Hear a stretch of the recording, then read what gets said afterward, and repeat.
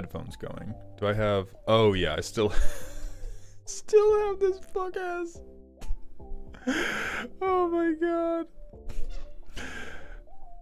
Hello, everybody. Welcome to the stream. All right, Spotify is closed, so the Brazilian funk music...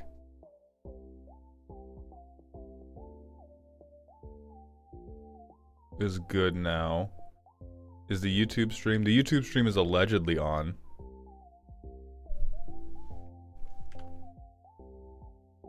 Hello, Spider Mike. How you doing? What is up, Zilla? Dark, thank you for the random smasher pass. The one on the right, yeah. Yeah, I'd see. I would get down with the ghost, no question. That's for science, bro. That's not even a risk. That's just for science. We have alternate arts? Maybe not those ones. Those look like Wally. Oh, yes. Yes, immediately.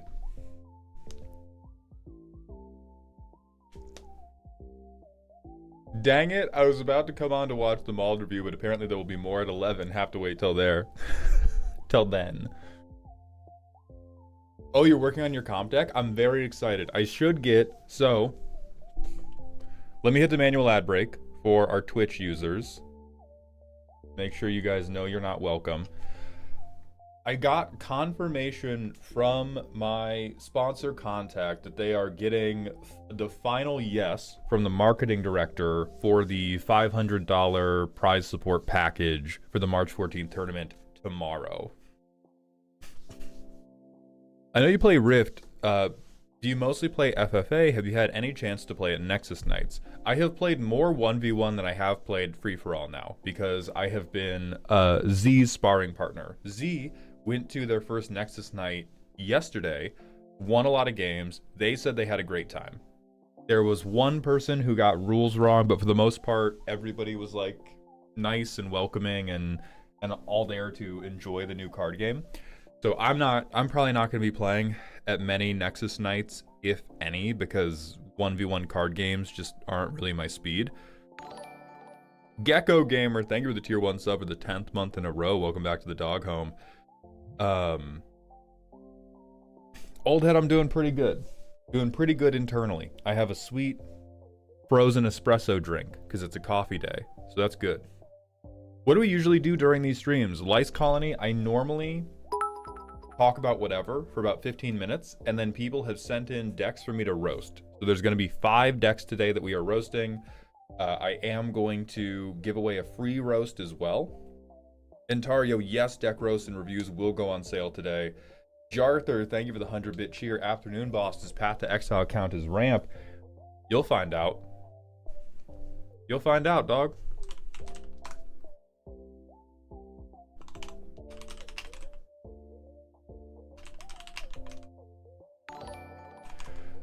Boulders in a helmet, thank you for the prime sub. I appreciate those Bezos bucks.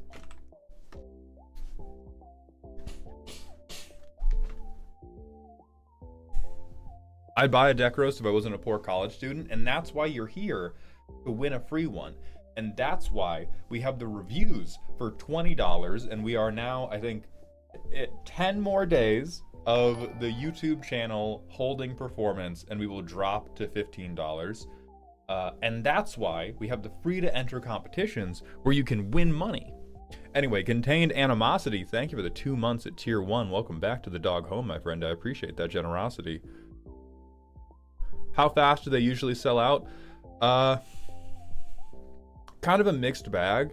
It is usually a matter of 10 to 20 minutes. The problem is, and I'm going to set them live right now, Ko-Fi, when I publish them, does not make them visible to everybody all at once. Like, I'll publish them and you have to like refresh, and then you will be able to see them visible over the next like 10 minutes, which is really frustrating, but that's currently how it is.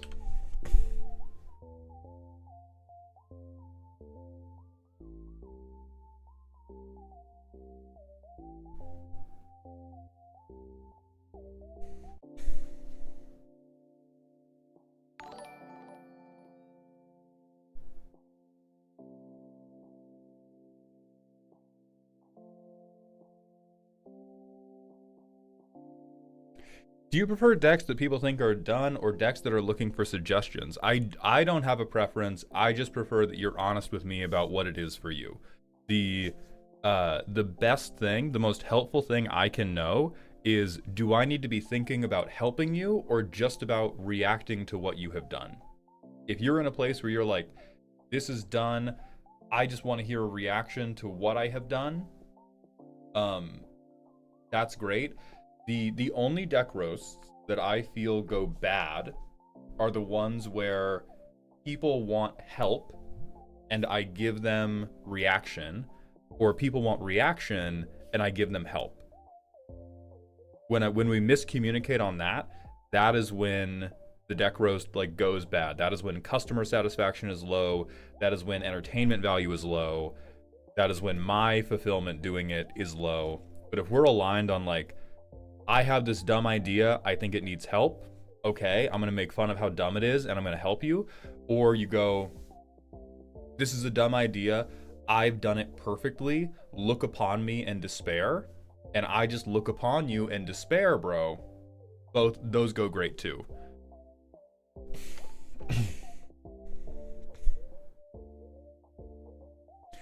Jace's cat, thank you for the 85 streams in a row. I think you're not technically in the lead. Somebody yesterday hit 85. Oh, there's a policy change where they now allow combined Twitch and YouTube chats on screen. Holy shit, YouTube chat's gonna be free. Bill, I'll have that set up for tomorrow. Thank you for letting me know.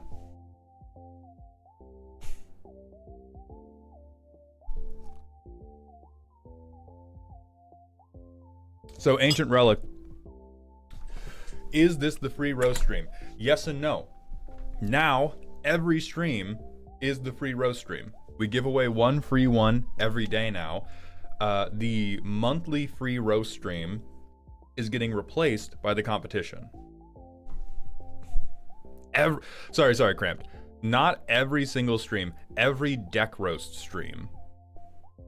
Every stream where we are streaming Commander deck roast, so I'm gonna give one away.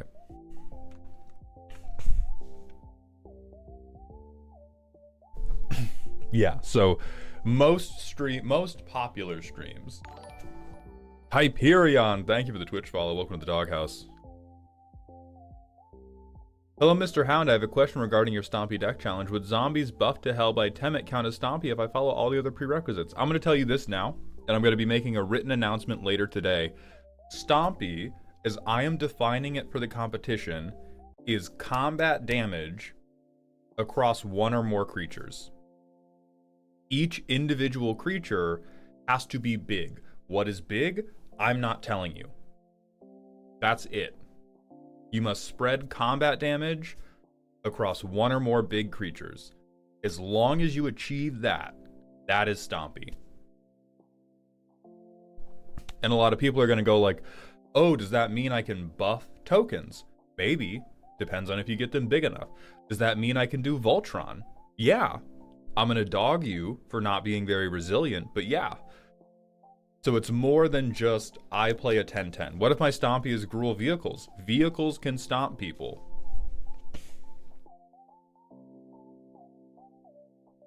So what we're trying to do with the competition is I want to be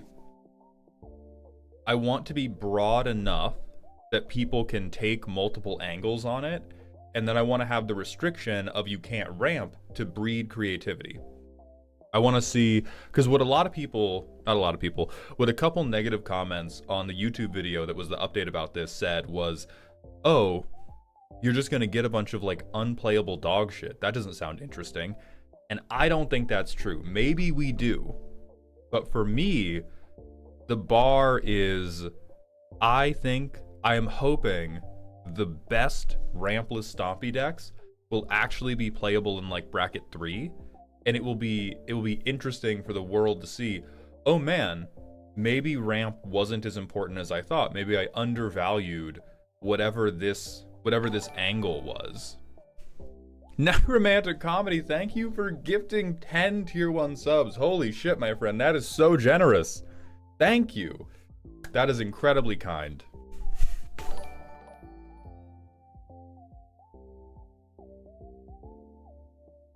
Wait, so Calyx is Stompy by that definition. Technically, yeah. This is March 14th. Can we use cost reducers if they don't affect creatures? The reason we haven't posted the written update yet, I am going back and forth on what cost reducers I allow. Because spiritually is firebending ramp. If you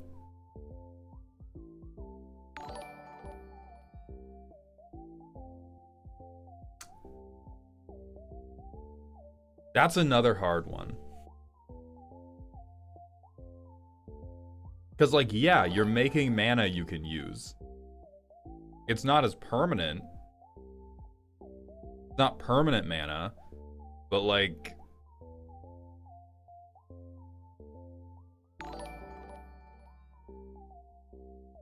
But, like, it's mana, yeah.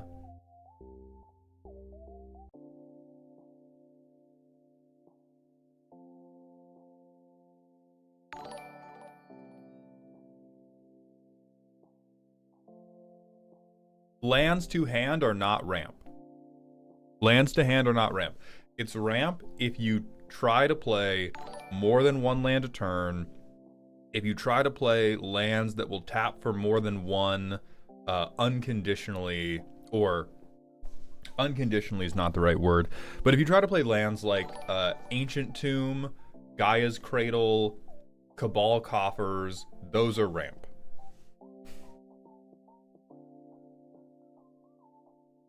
Is flipping lands a la Manifest Cloak ramp?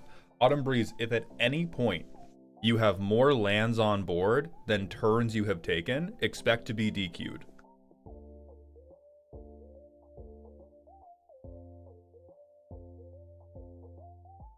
Yeah, land tax plus no additional land plays is the best for, like, making sure you hit land drops. Yeah, I'm not going to say any more than this, but I would say if at any point you have more lands on field than you've taken turns, or you can float more mana than you've taken turns, you're probably getting DQ'd.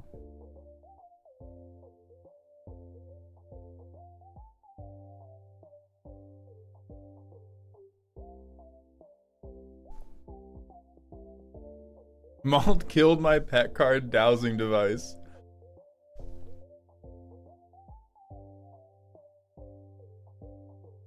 Would Frantic Search be ramp? You could find out. You could find out.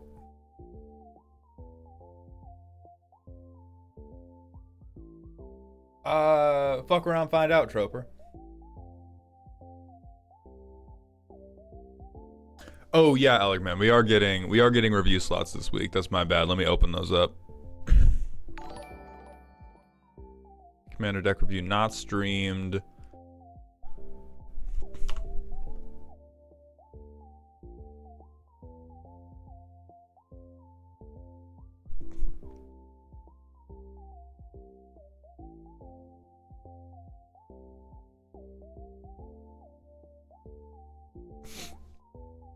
DMC, thank you for the 19 months at tier 1. Welcome back to the dog home.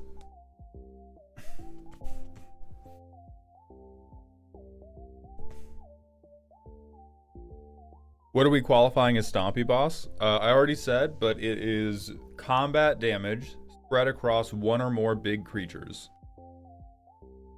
You probably have a follow-up question, and the answer to the follow-up question is I'm not telling you.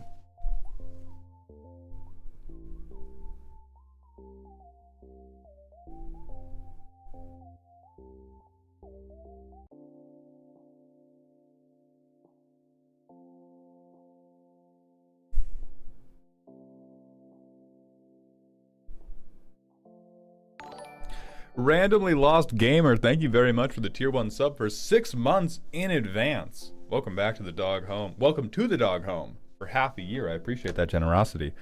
Let me go try to blow my nose, and then I think we should get in the deck roasting for the day.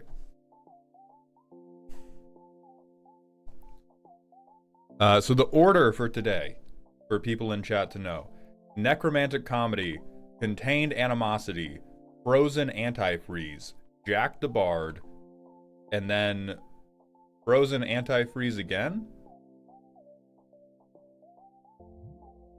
Wait, with different emails?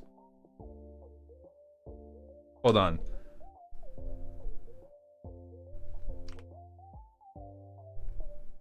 What the fuck? Did I copy paste wrong or something? What's going on? Hold on.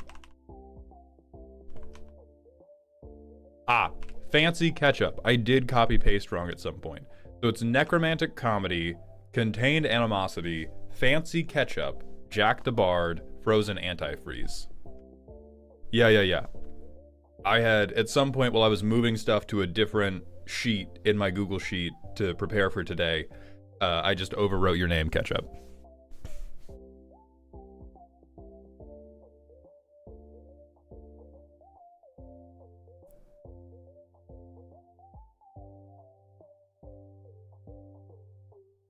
Helios, thank you for the random smasher pass.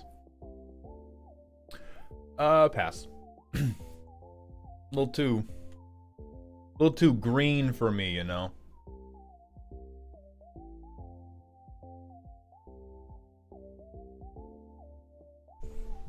Okay.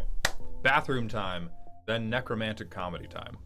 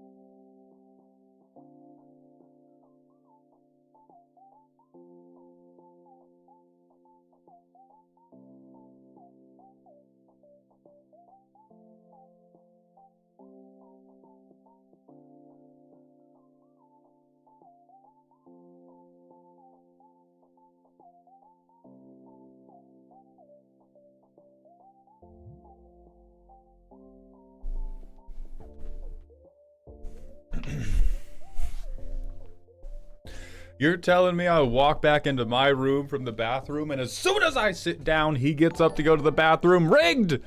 Rigged, I say. Iudexachroma, thank you for the 3 months at tier 1. Welcome back to the dog home. I'm doing pretty good. I'm having relatively bad jaw and neck pain because I did sprints yesterday, and anytime I activate my glutes, it fucks up my back, which fucks up my shoulders.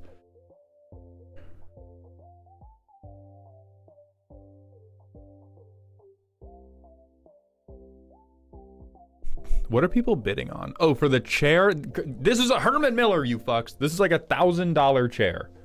I will never part with it. In a recent interview, Lindsey Graham said the president's goal is to ensure that Iran doesn't become the largest sponsor of terror again. When asked if the president has a plan to do this, Graham replied, "No, it's not his job. This is why during Rule 0, I shouldn't have to explain my entire deck when I know you degenerates just want to know what game piece to counterspell." So are we really saying... yeah, that you think it would be a good thing if we all held ourselves to the same standards as President Trump?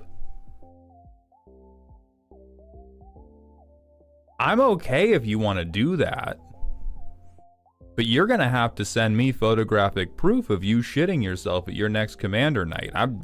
If you're gonna do it, you gotta go all the way. You gotta go all the way.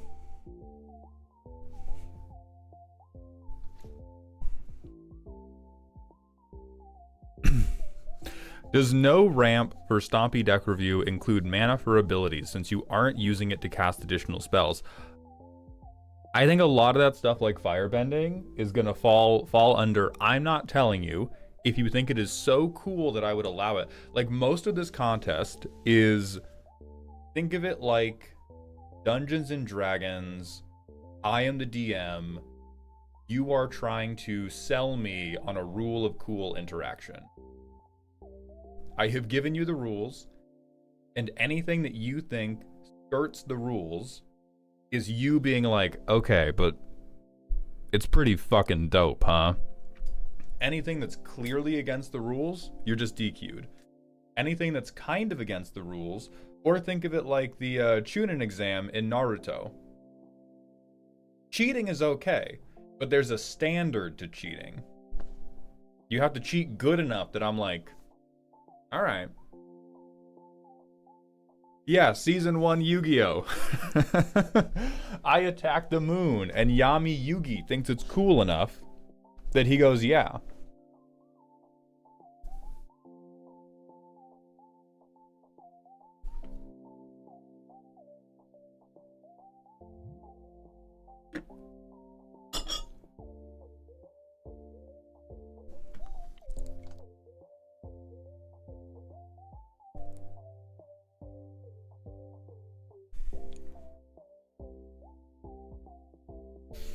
Does something like ability only ramp count as ramp? Does ramp count as ramp? Mersu, please say that slowly to yourself. Okay, I know Necromantic Comedy is here. I think all of our roasties are here. So we're just gonna get into the fucking mix. First up, from Necromantic Comedy, we have a silly, spooky deck. Hi Mauled, I have returned with the CIA director, but actively more evil. Please welcome to the floor, Gundrak Moore, Gore Muldrak, CIA director. So this is a Simic group hug deck, somehow, that wants to win by force-feeding my opponent's cards. Like I'm the CIA and they're a group of insurgents in a communist country. We have looked at this before, and I believe when we looked at this before, the issue we had was that the deck is a bit of a handjob simulator. So now that we are looking at this deck again, and it is hopefully a little bit more evil, let's see how it goes. Alright, trying to protect myself and control the game through seeming non-threatening until going explosive. Okay. So we have Gore Muldrak, Anthenologist. He is a dogshit 3/2, but we get protection from salamanders, and at the beginning of your end step, anyone who has the least creatures makes a 4/3 salamander, which we then have protection from. Unpersoning the opposition. Oh!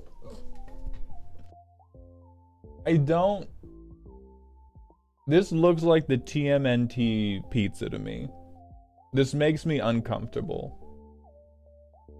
It makes me want to go to an aquarium and persecute starfish. Or like, what are the things in Finding Nemo? Anemones. It makes me want to persecute anemones. That guy's great. Image crafter. So this is just, I make something a salamander. Oh, standardize is funny. De facto fog. Okay. Okay, that's cute. We don't really have too many of these. 5 is like...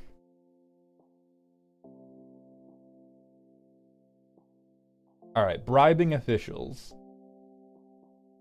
If they're put into a graveyard from play, everybody can tutor? No. There's no way. I don't believe you. I don't believe you have anything in this deck that is an effective answer to 3 other people get the best card in their library. What the fuck? Tempting contract. Yeah, this is fine, bro. You want to give people $3? Give people $3. You can't be like, check your 99. Get whatever the fuck you want. I'm gonna get 1 counter spell. Do we even have? Holy shit, we don't. What? I'm gonna get Psych Rift and Hope. Don't worry, boys. I'm getting a sexy nymph. She can summon fog from her coochie. We're gonna be safe. Oh, we have arcane denial. Yeah. Get whatever you want. I'm getting arcane denial. I keep that thing on me. I keep it on me. Tempt with discovery. Cute as hell. Do we have... There's... You... Okay.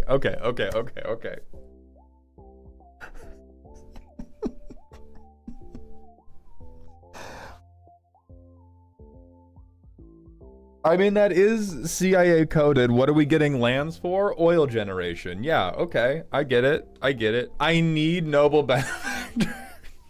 I think everybody but this deck needs Noble Benefactor. Okay, economic destabilization. So this is at the beginning of your draw step, draw 1. A bad card. Draw step, draw 2. The Gluck Gluck 9000. Okay, draw a few cards, draw a few cards, draw a few cards, draw a few cards. Each draw as an X, each draw as an X, but are we...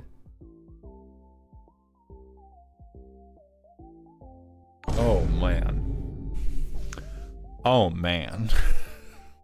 Okay.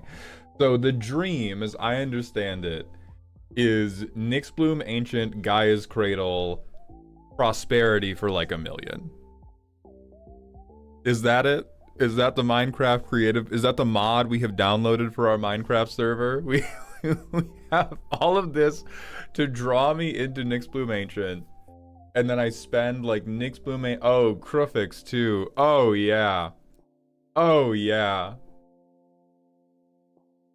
Horrifically. What?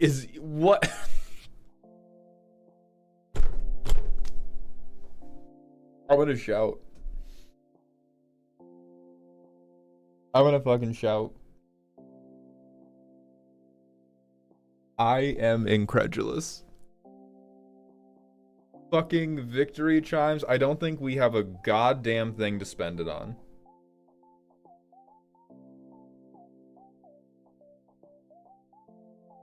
We have forced fruition.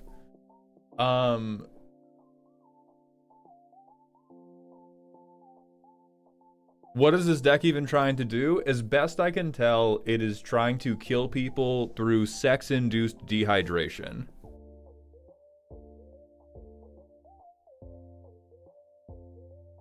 That's it.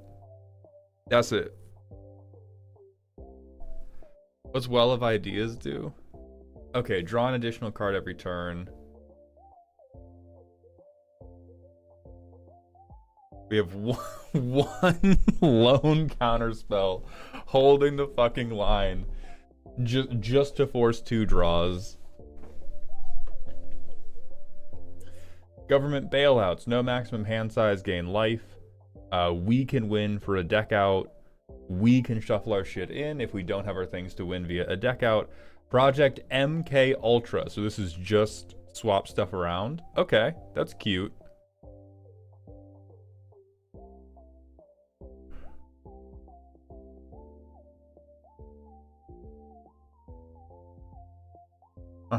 The final collapse. Oh good. An opportunity for us to maybe win a game of Magic. I'm so proud of you. So Mirror Maid to get another Force Fruition. Helm of the Host, which will combo to give us infinite John Bernthals, which will somehow save us? Maybe it's... No. They're putting this on fucking Nyxbloom Ancient or Vorinclex. They're putting this on Nyxbloom Ancient or Vorinclex to finally Skyscribe for 100. Oh my god. Yep, Nyxbloom plus Helm. That's so bad.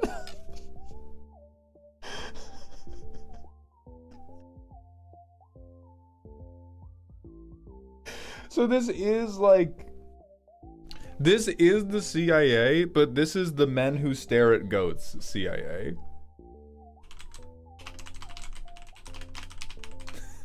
This is the level of CIA you're doing. It's not actual. Hold on. Hold on, give me this fucking image, dude.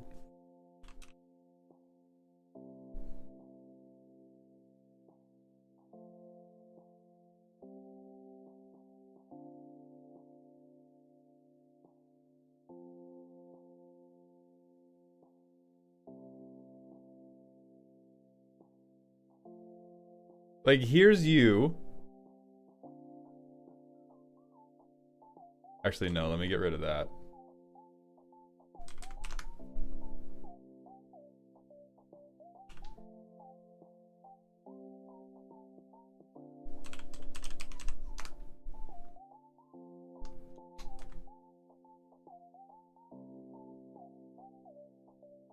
Oh, can I not paste this in? Hold on.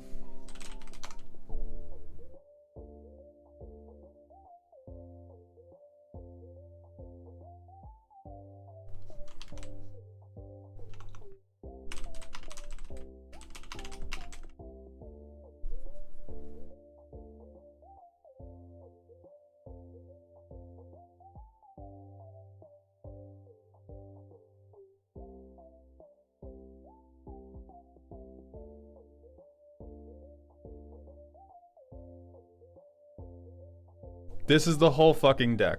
Right here. It's literally just us staring intently at the top card of our library like, I know you fucking triple my mana. I know the moment that I draw you, I'm going to be able to tap every land for 3 goddamn mana, and then finally I will be able to cast Minds Aglow for 1 million. Okay.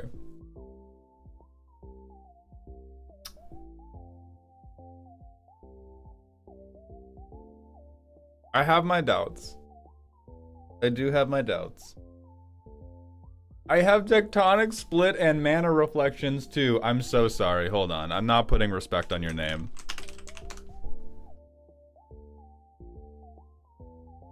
I forgot about the second goat. That's my fault, bestie. I did not realize George Clooney was in that room with 2 goats. That does make it viable. That is my bad.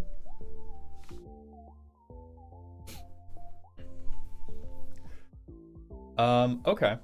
That's very funny. Does it work? About as well as the current CIA, but that is very funny. I think...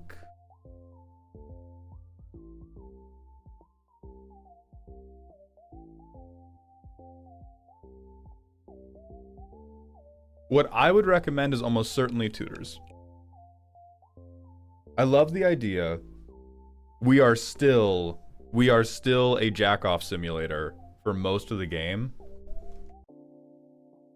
Like, let's look at a playtest. So we can prevent combat damage. We land drop, do nothing. Land drop, do nothing. Land drop, gore Moldrak. Somebody makes a salamander. Maybe us, who knows. Land drop, we flash in this on somebody else's end step, we get an extra card. Land drop. So now we can Dissipation Field. This is a pretty nice CIA mindfuck thing. We're getting a little bit of a cognito hazard going. But everybody else is drawing 2. We also notably, we have like no counter magic, we have no control. We can get Image Crafter down, but he won't have haste. We're tapped out, everybody's still drawing 2. We draw another 2. We have Minds Aglow, so we could tap out to make everybody draw cards, but I feel like more realistically, we're dropping Heartwood Storyteller. And we're waiting. I guess we could do Makokoro. And then on somebody's end step, we could like Makokoro, everybody draw. So at this point in the game, we have given everybody 3, 4. We've given everybody between like 4 and 7 additional cards. We've given them an extra starting hand. And the only real cost associated with that is they can't deal damage to us, which is nice. That is very much not nothing. And now our big... oh wait, it has to be turn 8 for me to have... I've either... Oh, no, it's turn 7, but we can't play this guy because we don't ramp. Like, we have no way to make extra mana. So we could get Jace, which would probably make everybody dogpile us. We could Jace and just hold up Druid's Deliverance. That's fine.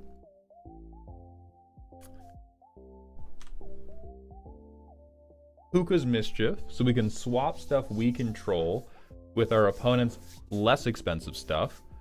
I don't love seeing that when everything I have is 4 mana or less, and both of my 4 mana things are like desperately important, so I don't want to trade them away.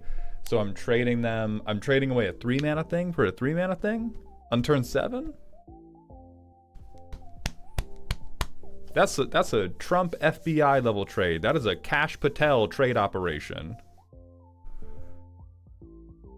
But it's gonna be okay because turn 8 we get to Vorinclex.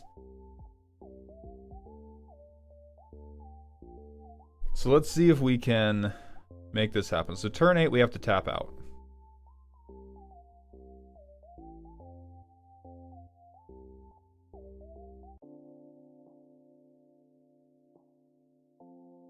Now our opponents all hate us, and if they tap their mana, they're fucked forever. We have 18 mana, right? This is double. Yeah, we have 18 mana available to us.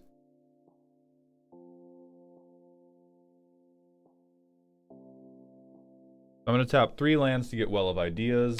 I'll draw 2. Maybe I missed drawing a card. Nope, still doesn't matter. Okay. Great. Mill myself, draw 1. Almost got the guy that would do it. And this is turn 9 in bracket 3, where there's going to have been multiple win attempts, and the only thing we can interact with is permanents dealing damage to us. Which is not nothing, but if they try to remove it, we fold in half. If there is a incidental board wipe to deal with somebody else, we fold in half. If somebody does a combo that doesn't deal damage, we fold in half. Or if the Stompy player gets enough damage to just like alpha strike us, we fold in half. That's a lot of different ways we're folding. That is a very fucking dense piece of paper. We're getting close to the moon at that point, which worries me. Now we do have a little bit of cookery that we're working with. We have a little bit of skull-headed skullduggery, a little bit of tomfoolery, a little bit of rhizmatism, but it's almost entirely contained in we really want a way to make sure we can make stuff a salamander to get protection. We really, really, really need one of these mana doublers or triplers. Okay, I think I'm coming to it. A little bit of chicanery, yes, Tom. Yes, Tom, a little bit of chicanery. I think what we have is we have 2... We're doing the Ratatouille thing.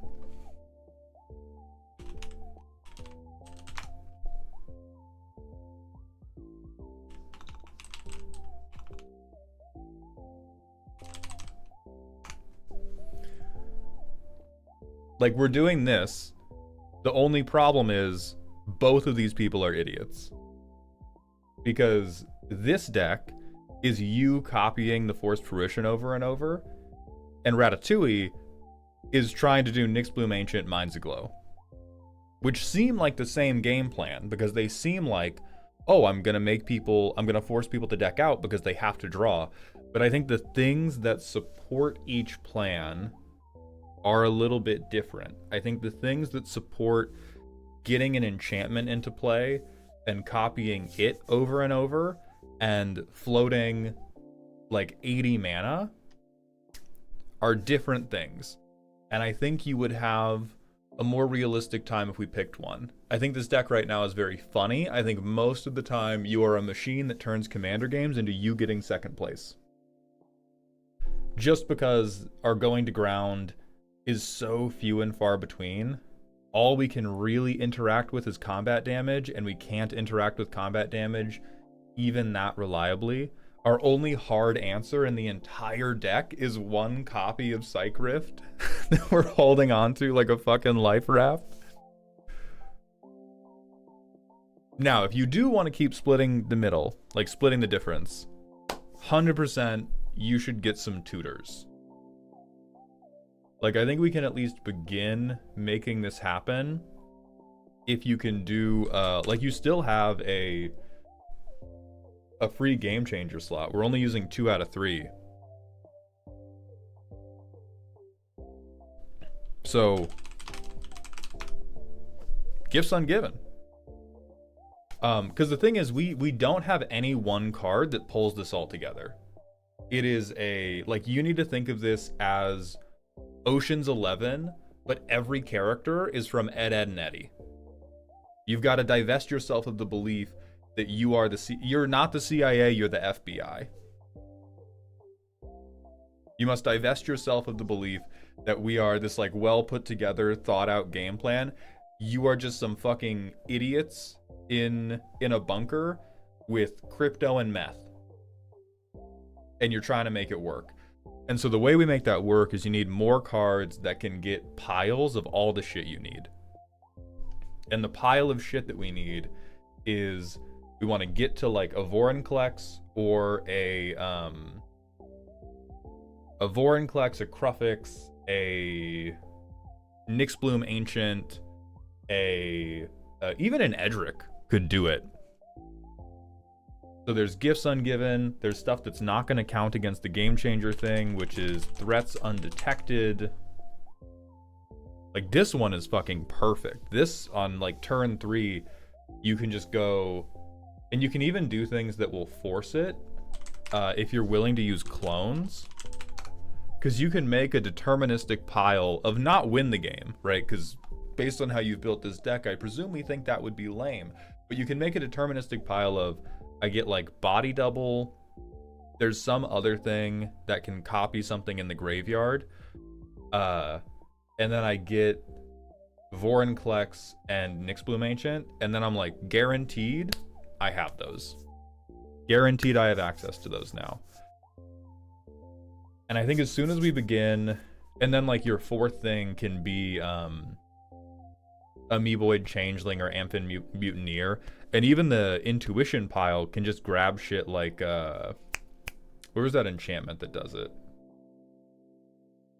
Unnatural Selection. Then I'm way more confident.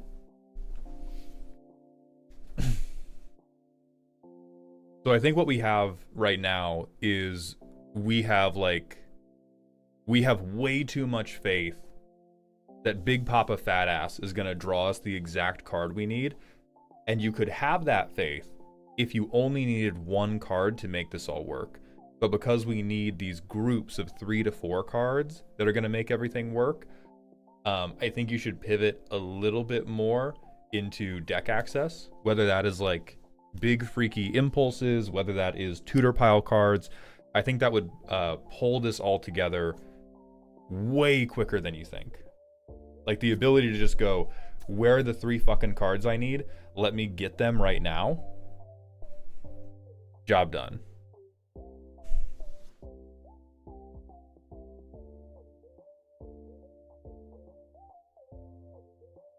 And then on Project MK Ultra, depending on how you feel about TMNT,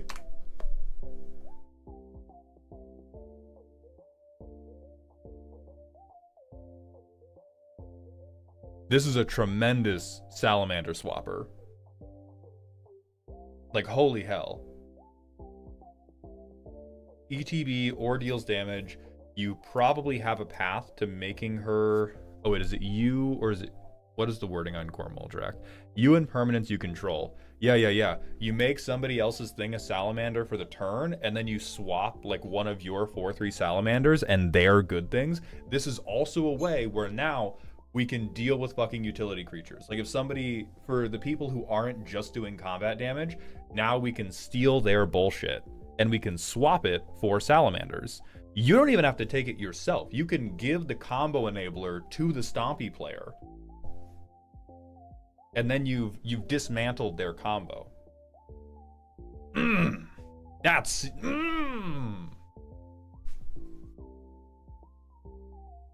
I feel like that's as close as you get to actual CIA gambits, where we're doing like real sneaky dickhead shit that's just ruining everybody's day. That's what I want to see. That's what I want to be feeling with this deck.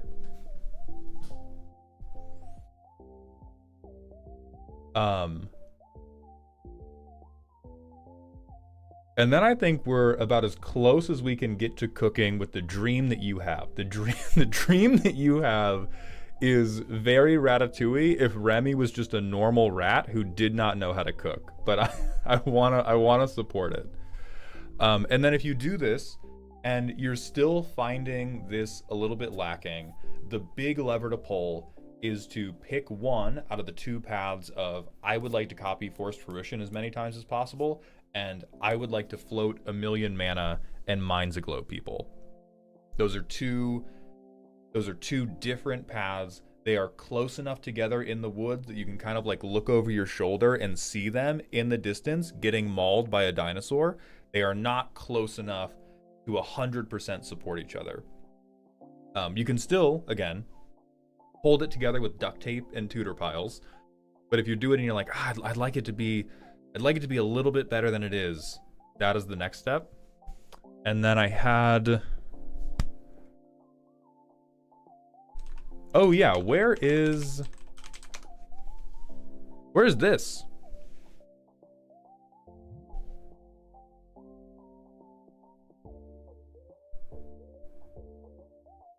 Oh right, it's not released. That's where that is. Yeah, where will this be? Yeah, not quite out yet. Sorry. I live in the content creator future where every card we have even heard a rumor about is released and in the deck. I didn't know it existed. Guess what, Pookie? Now you do. So this is another, like, you have to float 1,000,000 mana, but you have to float less than Minds Aglow, and you can use it to just delete one person. Great. Great. It also enables you to think about doing things that will let you reuse instants and sorceries. Like at the point where we're running Mathemagics, Threats Undetected, Gifts Ungiven, you can consider doing something like Snapcaster Mage. You don't have to, but if you wanted to be able to reuse this is like Minds Aglow is a BB gun, and this is a Barrett 50 cal. It is so much simpler. It is so much easier to kill somebody with this than with Minds Aglow. So when Strixhaven drops, you pick this up too.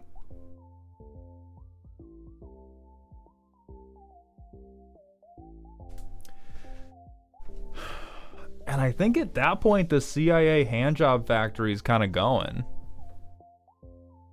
It's kind of going, like we're almost there. See, like with this hand I'm much happier with. Curving out into, I get to fog one creature and I get to ramp. Wow. Okay. And I get to ramp into Tectonic Split, and eventually I'll hit, will I? Wow, I don't hit any card draw stuff. Never mind. Never mind. Jesus. No green sources? Don't be a nerd, Sauron. Why are you worrying about the fucking green sources? We're talking about Magic. Yeah, this hand will do it. Kami of the Crescent Moon, we find something, I presume. Avarice Totem. Man, pretend I played the right land. Commander.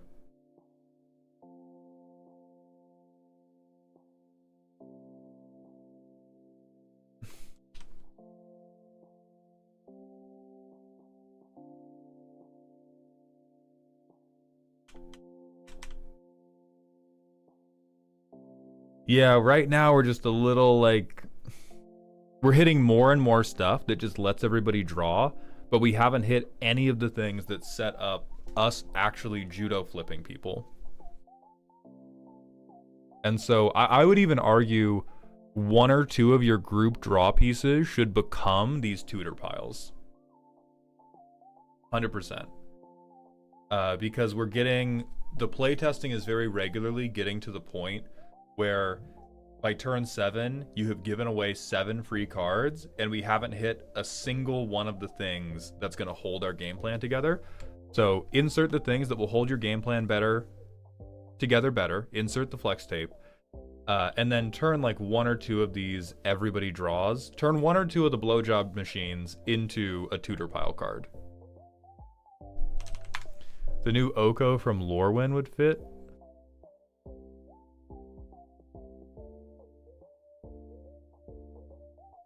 Oh no. Oh, all creature types. Oh. Oh, fuck.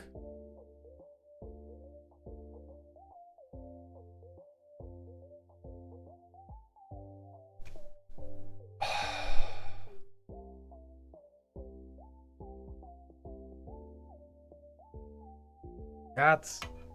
God damn it. That is the perfect card. That is the perfect card in the world for the John Bernthal deck. I hate it. Yeah, you just get protection. Well, protection from their whatever creature as long as you control him. God damn it. Yeah, put it in. Yeah, Oko, you can put it in. Yeah, and it's a plus ability. That's like... I don't know why they gave Oko Visible Chode. Well, maybe not Chode, but Visible Cock. That was an interesting decision.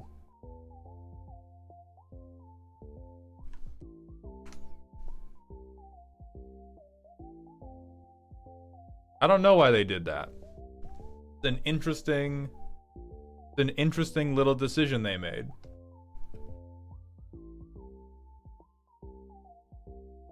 Yeah, and if you keep it, he's literally perfect. He is literally perfect for this deck. You get protection from whatever creatures you want on a permanent basis, and eventually, if you just make a lot of salamanders, you can overrun with them. It's so good. It's so good. You have to put it in the deck. Who needs 2 Jaces when you can get Lorwyn's favorite Twunk? Exactly. Exactly.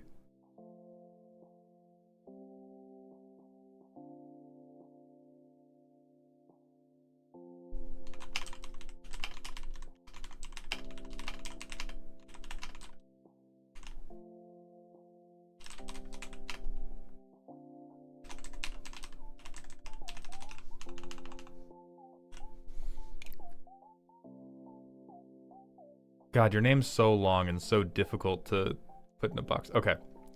I think this is cool. I think this is cool. I'm coming around on the idea of this deck. I think we're getting close to a really, really workable product. And I think with a few tweaks and a little bit more willingness to just look through our deck instead of being like, let me pick up 15 cards and fucking hope Nyx Bloom Ancient is in here, I think you can really get something going. So Necromantic, thank you for submitting. I hope you enjoyed. Rest in piss. We're going to go to the manual ad break, and then it's going to be time for Contained Animosity.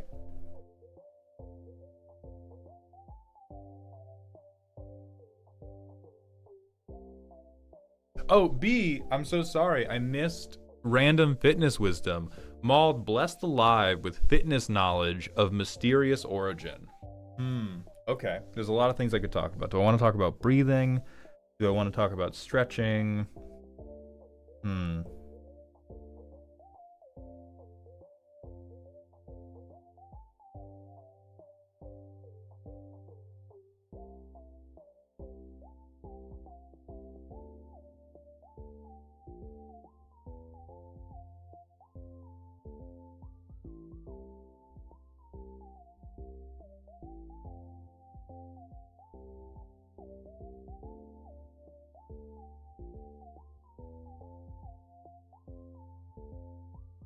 We talked so much about fitness yesterday that now there's so much in my head that I'm like, no, I already said that. I already said that, and therefore it's not important anymore.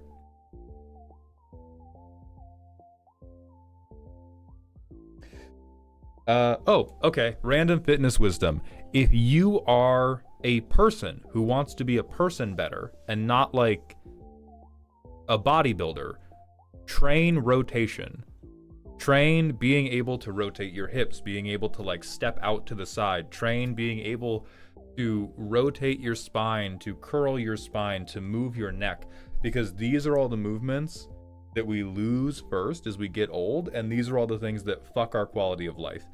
You have to train them very gently at first.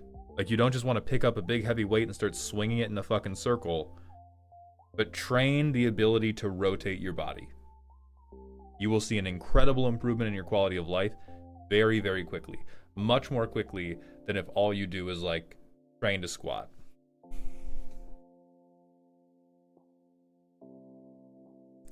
Maul, do you know when you'll post a more detailed breakdown of the rules for the next deck competition? I'm wondering if you had a specific deck definition and if the decks needed to be a specific bracket. I'll be posting it today. For specific bracket, I will say the tiebreaker is going to be the better deck. Infinites, I am not personally a fan of infinites. If you submit a deck that is like making something stompy based off an infinite, you are probably in trouble. The bracket that I love to play the most is bracket 3. Do with that what you will. If you come up with bracket 4 stompy, great. But the thing I want to avoid with love is, he's gotten a lot better about this, the early Quips and Guac special, where the deck is just like a very funny PowerPoint, but is not actually, like, can't actually compete in the game. I want decks that can compete. You do not need to show me a 100% win rate. You do not even need to show me a 50% win rate.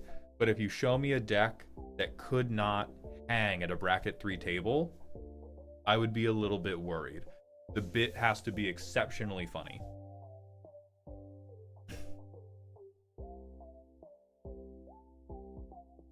Yeah, Bonelord, listen, guys, you are the ones that have been telling me for years now, restrictions breed creativity.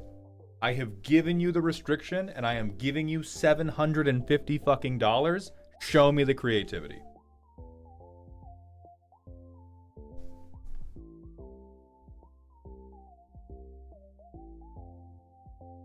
Paper Wizard, thank you for the 5 streams. Welcome back to the dog park. And Aegis, thank you for the 200-bit cheer. Hey boss, thanks for the party theme. Your people, Neo, Pitbull, Vin Diesel, and The Rock are great additions to a vibe. Sorry if I used your culture as a costume, but it whipped. I'm glad it whipped. Please appropriate me whenever you want. Culturally, though. Culturally, though. Yeah, you don't have to make bracket 3, but... Omega Orion, I have a video about it on my YouTube channel. I'm going to be posting about it in the Discord as well. But Malt, what if I'm a dumb baby who just wants to complain about it not being the restrictions I like? That's actually perfect, Harval, because we're going to do a different restriction every month. When you say stompy, does that mean giant creatures, or do efficient, overstatted creatures count? Big. What's big? I'm not telling you. According to some of the women I've dated, 4 inches. I have on good authority. Plenty big. 4-inch creature, more than big enough to satisfy.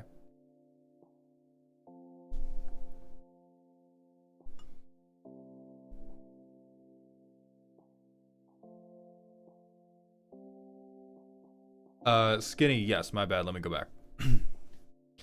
Yesterday you were talking about caffeine. Do you have any advice on how to fight against tolerance so you don't have to increase intake for the same result? Yeah, you have to regularly have lower days or days where you don't have any. It's really hard for a lot of people. If you are using caffeine to get through a really, really rough work schedule, it's basically me telling you have to pick days to be shitty at your job. But if you're...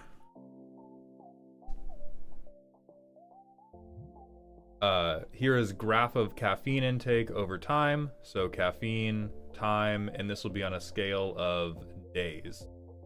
If your caffeine intake just looks like this, inevitably what's going to happen is you're going to trend up over time because you're going to get desensitized. So if you want to manage your tolerance and you're staying within a healthy dose the entire time, you're going to want to have like, okay, I don't have to wake up early today. I'm taking none or barely none. And then I'll go back up. And it's going to feel awful. You're going to be on a little bit of a roller coaster. You might even go like up a day. But as long as you're having 2 to 3 days a week where you are having no caffeine or near no caffeine, that will help manage your tolerance better than trying to keep the average day down.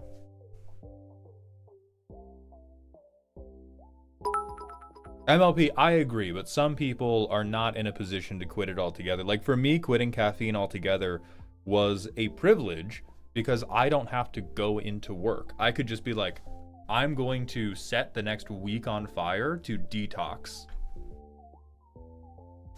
I was able to do that. Not everybody's able to do that. If I had to go to a job that was like every day was performance based and I needed to be like pushing the bleeding edge to keep up with my job, I probably would not have weaned myself off of caffeine. Also, Alias MTG, thank you for the 100-bit cheer. Hey boss, do you think it'd be funny to build a Rule Zero deck with both Gyruda and Obosh in the companion zone, and I have to alternate every turn between casting even and odd CMC spells? I think that is a funny idea. I do not think it works in practice. I think that is too many competing things because you can't even go, I'm going to cast an even turn and then an odd turn and then an even turn and then an odd turn. You have to find a... that also doesn't even work with Obosh, I don't think, because Obosh mandates that you don't have the even spells, right? Let me look at this guy's wording. Yeah, you can't even do that. So it's one, not even possible. Two, if it was possible by putting Obosh in the 99 and not the companion zone, you would have to find another theme on top of evens and odds. Oh, the rule 0 is for both. Yeah, even then I don't believe in it. I think that is funny in the Mind Palace, bad in practice. Feel free to prove me wrong, though. Also, Malik, happy birthday, my friend. Welcome back to the dog park for 40 streams in a row. And then Hyperion with the random smasher pass. Thank you, GOAT. Pass. Wait, yo, he's already... Wait, he's getting it already. He doesn't even need me. Hold on. Wait a goddamn minute, bro. Get the red circle back out. What's happening here?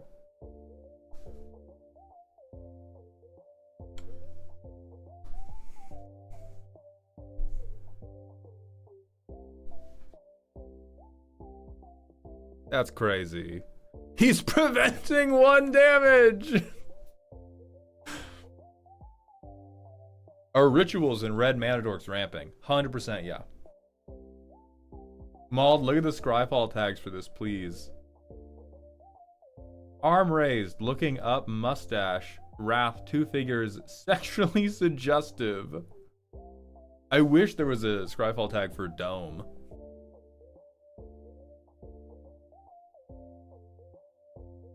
Ah, we're not going through. We'll have a different day where we go through the sexually suggestive tag.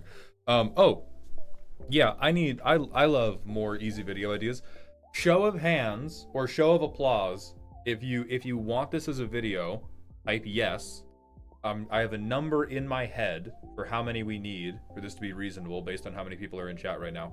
If you want there to be a stream that turns into like a 10 to 20 minute YouTube video that is ranking or tier listing every card in the sexually suggestive tag on Scryfall, say yes. You have like 15 seconds.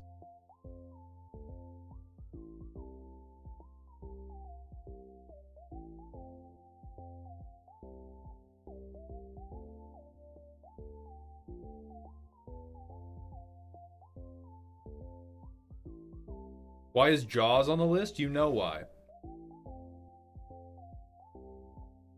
All right, great. We're doing it.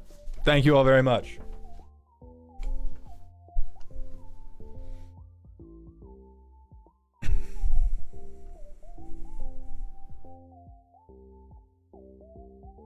Oh yeah, we are still waiting on the variety game tier list.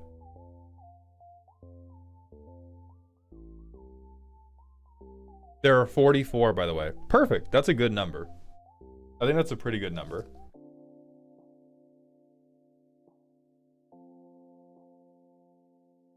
Who tagged me? Oh, it was Aegis. I'm so glad Baldentine's Day went well. Okay. Contained animosity, are you here? Nico, baby girl. Look at how big my kitty is, everybody. Look at how big you are. Look at how big you are. God, I love you. God, I love you. I love you. Yeah. Who's a sweet lady?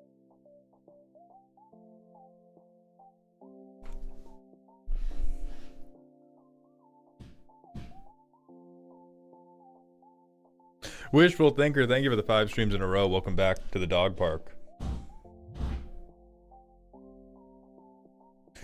Yo, boss, was there a reason you didn't do custom time last stream? Yeah, I had a plan for other stuff and then got distracted. That's why.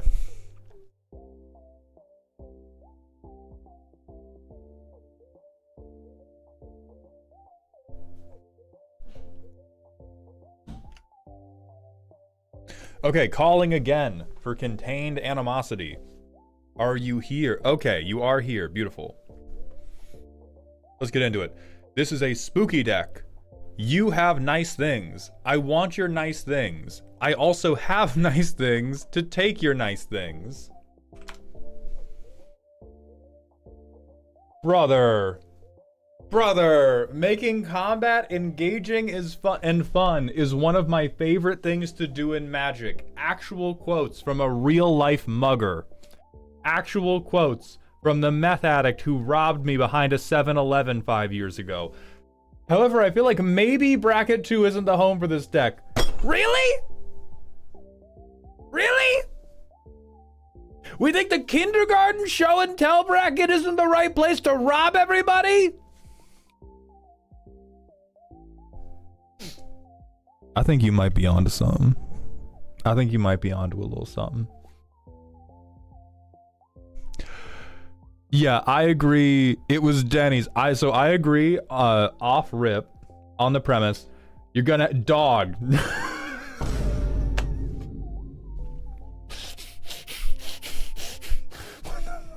What the fuck else is happening here? Do you have any more of these? One's fine. Do you have any more of these? Dog.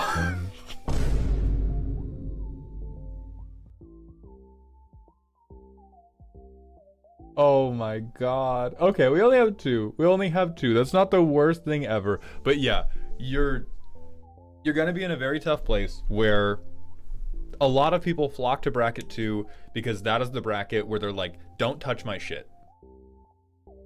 You know, I'm here to hang out. I'm here to have a good time. Why are your hands in my pocket? Why is there a knife in my liver? What are you doing with my wallet? Please stop. And that is the question you are asking. And so you kind of want to live in like the bottom of bracket 3 because this is definitely too stinky for bracket 2 games with people you don't know. It is, yeah, Eric, it is bracket 2 objectively, or I should say mechanically, is the perfect home for this card. This is a slow value engine that multiple people can benefit off of. It will not win the game quickly. It is extremely telegraphed. You have to earn every single spell you steal. Like, by the book, it is perfect for bracket 2. It is also the worst fucking bracket 2 deck you can ever make because everybody's gonna go, no, my Golda! You maniac! You asshole! I hate you! I hate you! Which means you get pushed up into like the bottom of bracket 3 because you're also too weak to hang with the combo players. I mean, so MLP, there's a difference between theft in bracket 2 and every single card in my deck reaches inside your asshole and pulls out your child. I don't know why your child's in there.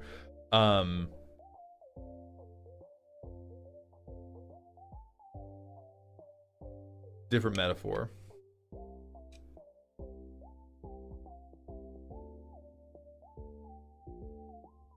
I think it's just reaches inside your butthole. Like there is I steal in bracket 2, And then there is everything I do is steal. Because we have Gonti, we have removal, we have removal, we have removal, we have theft. Target opponent chooses a card in your graveyard. You may pay black. If you do, repeat this process, except that opponent can't choose a card already chosen for Shrouded Lord. Then put that last chosen card into your hand. We have dog shit pet card. We have removal. We have removal. We have removal. We have removal. Like there is, this is a hateful fucking deck. This is a hateful, hateful deck. And so we have some good ways to trigger Gonti a lot.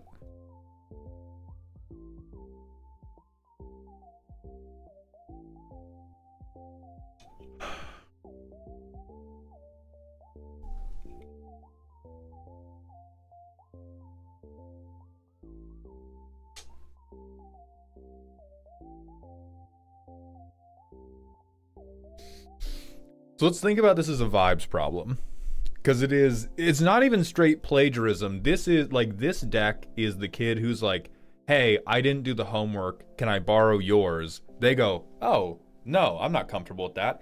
You pull out a gun and they're like, Jesus Christ, okay, you can borrow my homework, I'm sorry. You borrow their homework, you copy it, and then you like toss a jug of whiteout on their homework and then hand it back and flip them off. That's what this deck is doing. We are on Thieving Varmint. Oh yeah, let's check the tax. My goat, I just like the card. Yeah, these are great. So now let's get into the actual card choices. I think the card choices are all pretty correct. We want flyers because we want to be able to hit people. We like having early creatures we can drop to then get Gonti down. Yeah, it's all about stealing the Honda Civic. Carjacking gear, phenomenal.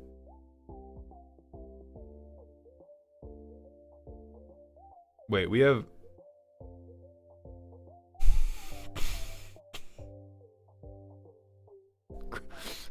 Grim Tutor next to fucking Night's Whisper and Sign in Blood has taken years off my life, dog. That hurts me.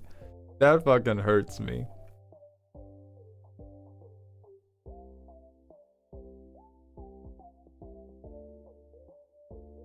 Hot wiring your car. So this is where we steal from you again.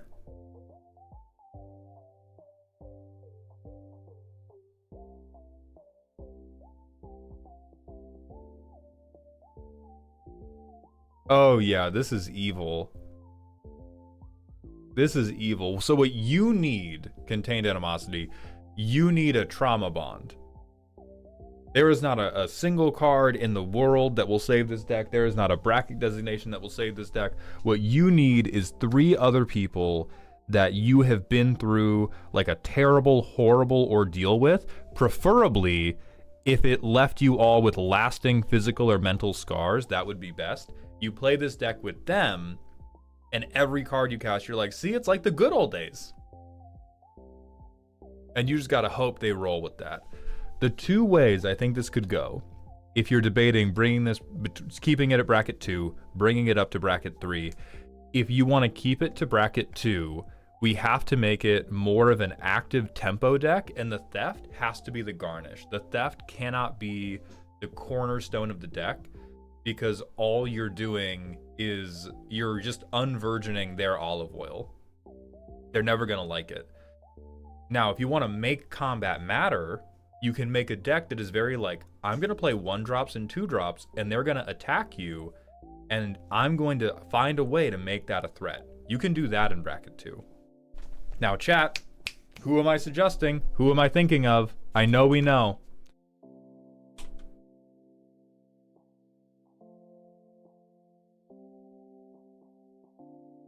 That's right, the queen of unvirgining olive oil, Drana, Liberator of Malakir. Thank you all. So this is our second in command of a bracket 2 Gonti deck. The focus for this type of deck would have to be, I am doing saboteur effects. So let's see what heat we could get for you.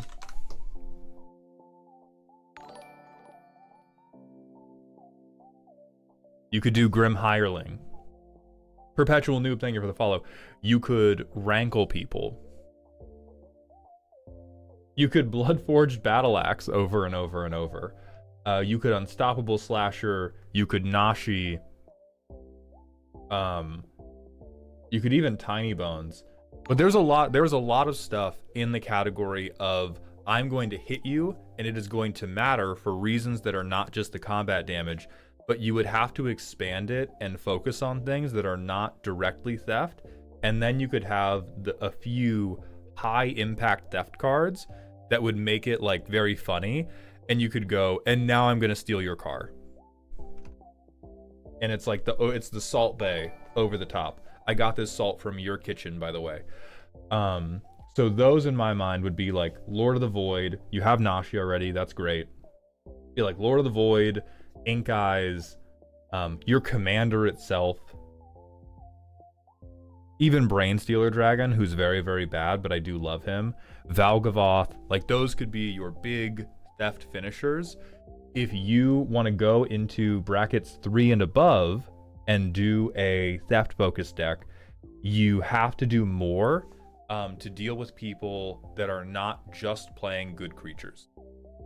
Because right now the current version of this deck is very I'm going to hit you with my creatures, I'm going to steal your creatures, and if you don't have important creatures that I can win by stealing from you, I'm going to fold in half like cheap laundry.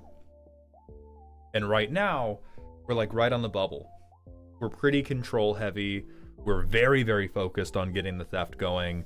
But even once we get the theft going, all we can do is steal and steal and steal and steal and steal. And we don't have a way to be proactive outside of stealing something good. It's very like... It's very crackhead Hikari of you. And I get it. Nobody actually wants to be around this guy for that long. So we need to focus more on beating their ass, and running their pockets has to be dessert.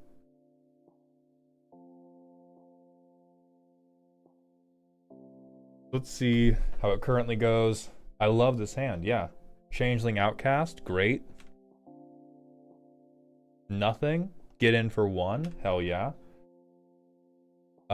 Yeah, Crawl Space, go fuck yourselves. Oh, this enter is tapped? Okay, then we would have... I thought I could pay 3 to make that untapped. So we don't get Crawl Space. Turn 4, Liganti. I get a steal. Tremendous. Turn 4 is nice and slow. It's not unfair for bracket 2. Somebody has written your name in the death note, but we're still good on the brackets.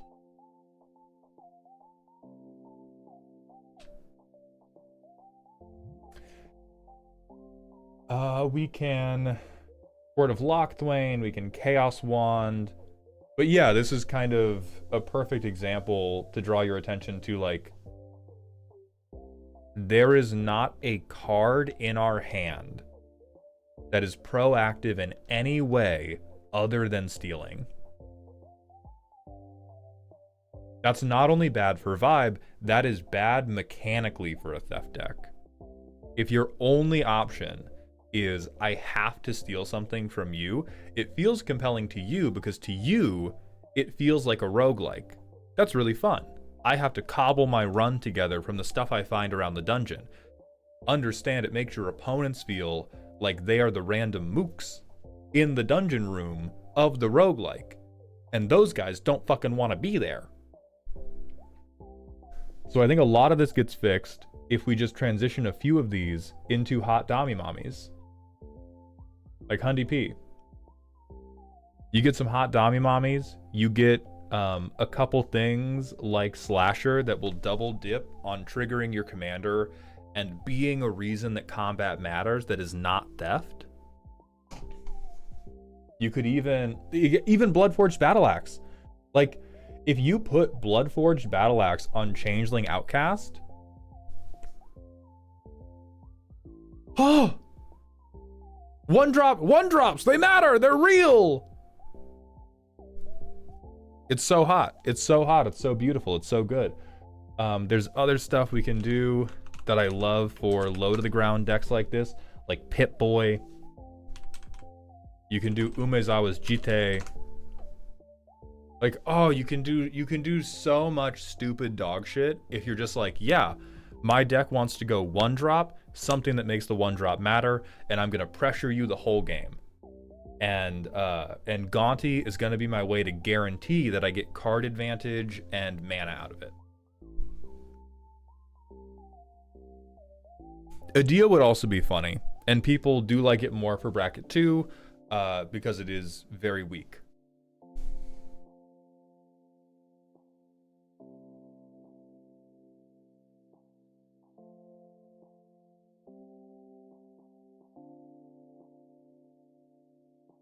You're good on lands, by the way. So, Contained Animosity, realistically, I love this deck.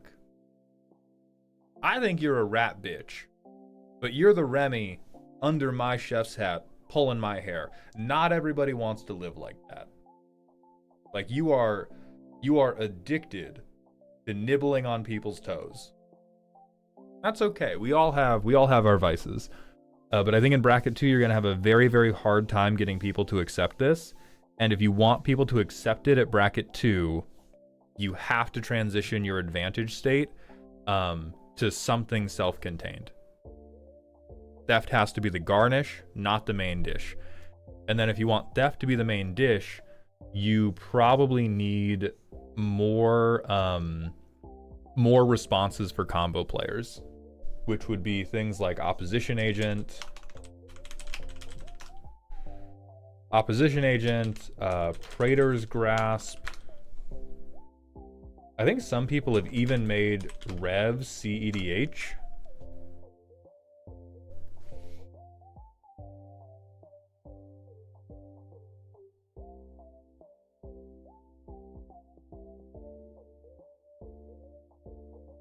Yeah, we get some Grave Hate. Oh, they even run Grim Hireling.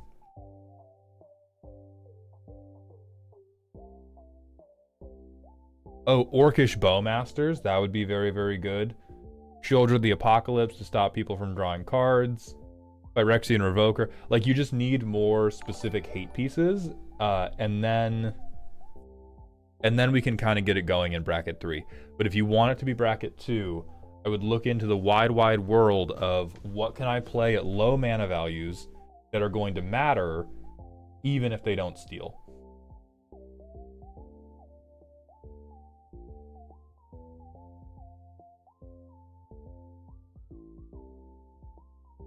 And then I think you're genuinely cooking. I think the only problem right now is that we are stealing copper wire out of houses, and at no point are we going to a fence to sell stuff. We're just like, I just need more copper wire. You know what you are? You are an over-encumbered Skyrim character. That's what's wrong with this deck. Your sneak is 99, and you are carrying 500 pounds worth of cheese wheels. And you have to drop some of it and pick up an actual weapon. And then you're good.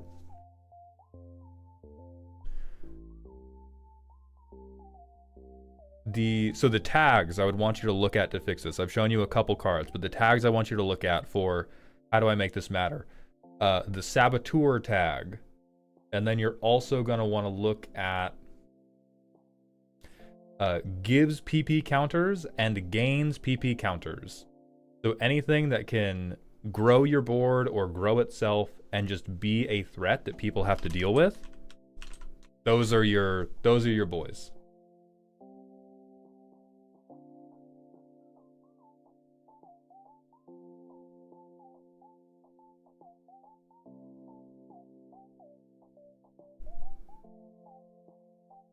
Reminds me of that legendary art thief that just never got caught because he never tried to sell them and just displayed them for himself in a shed.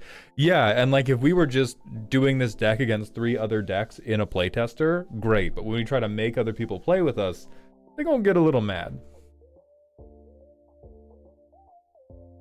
Oh, you could Skitter Spike. That would be funny as fuck. Yeah, hell yeah.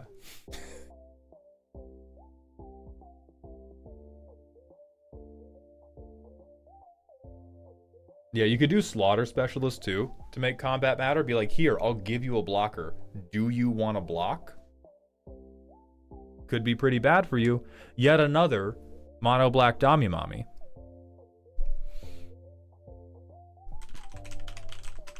But I think you're off to a great start, and you have built a very good theft deck. It's just that building a strict theft deck is not actually where you want to be at any bracket in Commander.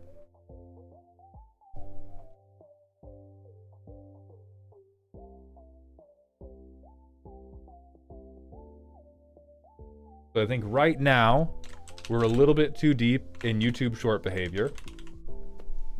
Only because we have tunneled so deep on the theft bit, but I think we have a lot of potential. And again, many things can be solved with a simple transition. So Contained Animosity, thank you for submitting. We're gonna go to the manual ad break, and then it's time for Fancy Ketchup. But before the manual ad break, let us spin the wheel of names and see if we're doing the free roast right now.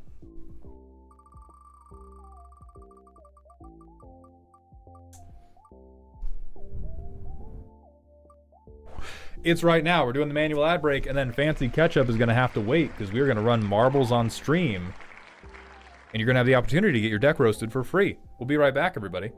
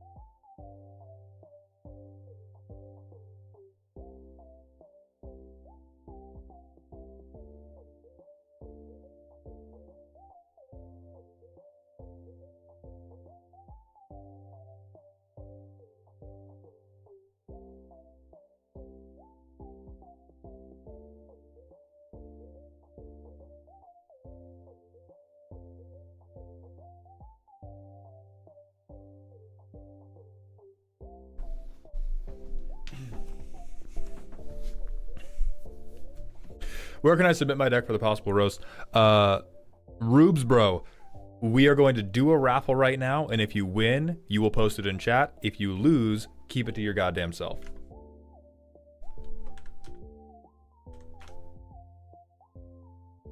Where's marbles on stream? Here it is. Play. Close down, not headphones, but let's close down the background music because we're going to have the marbles music.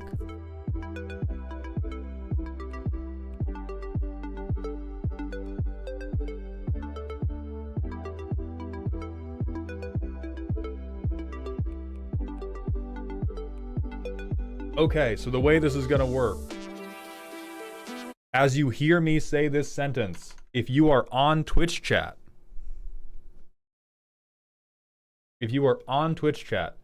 type exclamation point play. We still don't have a way to do this on YouTube. I'm very sorry. Maybe we can find a way to make it work when we put YouTube chat on screen. Phone account, thank you so much for the $20 super chat. Welcome back to Dog Heaven. Yo, Mald, I was going to send in a deck for the $20 review, and while I was writing the primer, I figured out what was wrong with it, so thank you. Well, thank you, phone account, and I'm glad that you... Sometimes, I'm like a deck therapist. Sometimes saying it out loud is all you need to understand why it doesn't work.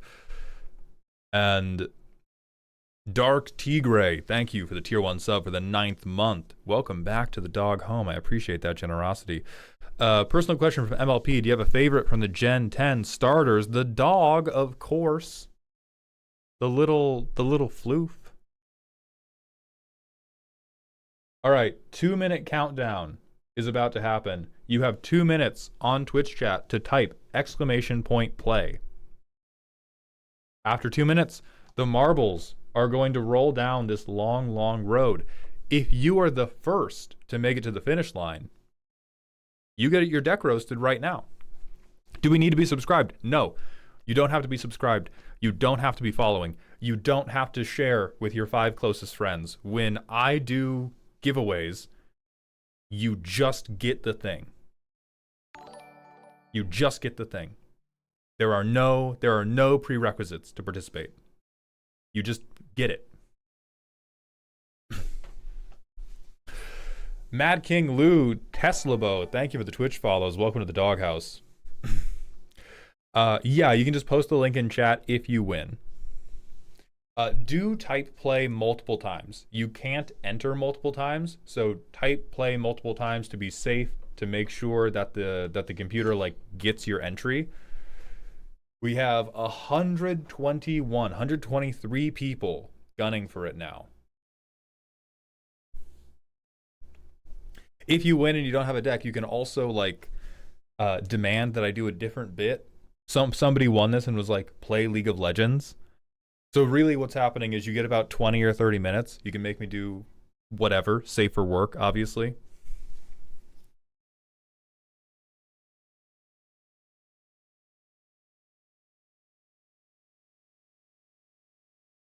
Dang it.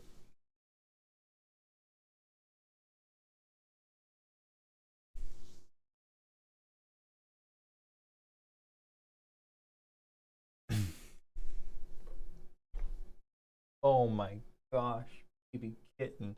All right, 5 seconds remain. 135 balls line up along this great big shaft.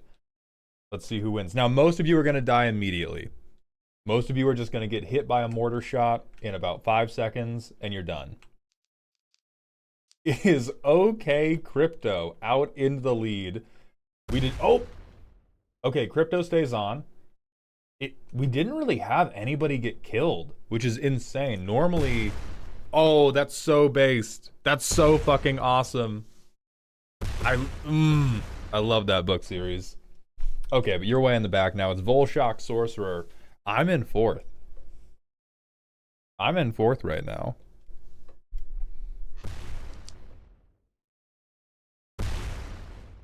Now it's Noda. I am gone, which is rigged. What's your win con, Mal?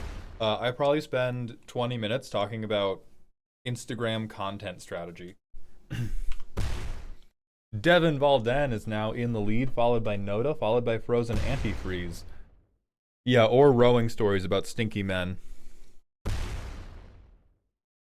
Okay, Devin's moving pretty fast. The lobby as a whole is looking a little bit slow today, but also very alive. I think this is the lowest number of deaths we have like ever had at this point in a race.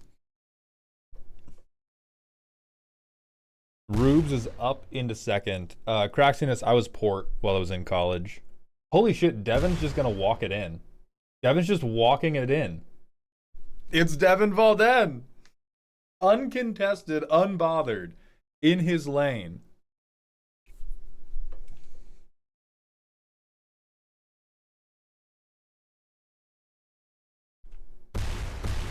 Seat number? Stroke. I was, so my coaches always told me I was weak. What I was overtrained and constantly injured. And so I usually had the slowest 2K in any 8 I was in, which meant I was either good enough technically and had a good enough rhythm to stroke the boat, and if I could not justify being stroke, I could not justify being in the boat. That was normally how it happened.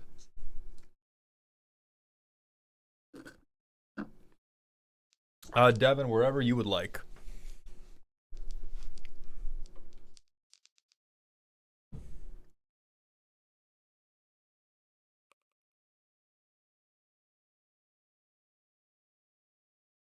Oh, never mind. We had a lot of deaths. I was the last person to live. I was the very last person to make it through alive. Oh god. Helios, you survived.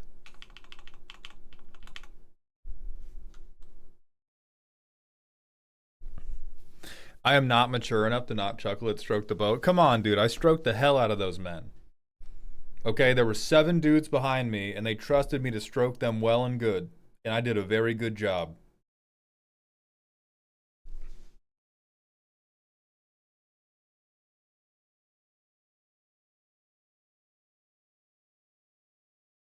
Alright, so that is the free.99 for today.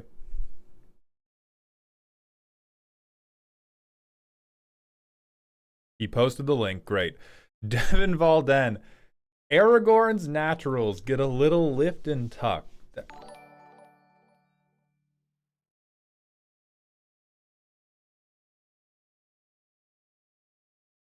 I'm trying to figure out what on earth that could be. Lifting and tucking his naturals. Let's go to tags. I saw an ancient dragon there, so now I'm thinking you don't actually have a single thought in your head. Dracogenesis. So the name is meaningless, first of all. It's an upgrade list. What do you mean? Are you sure? Are you totally sure?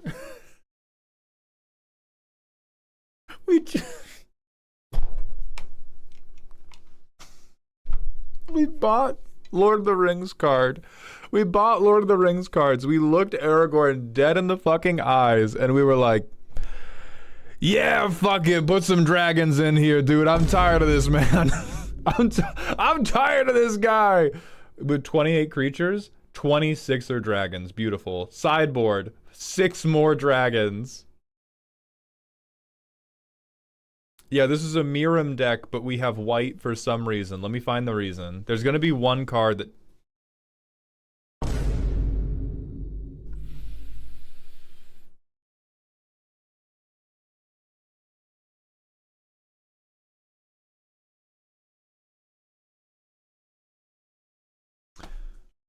Bro won a contest with more than 100 people in it and said, I know what I'll show him.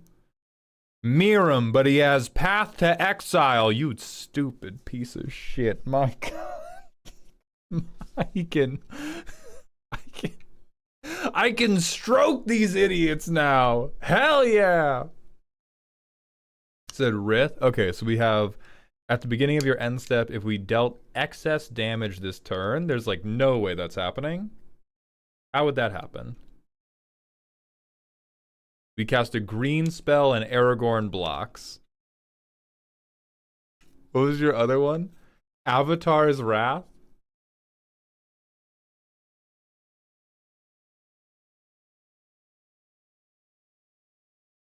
You have an interesting mind.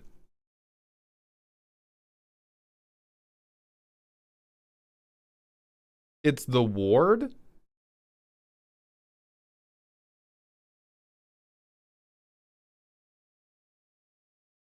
You have a less interesting mind. That's crazy. It's the ward. You...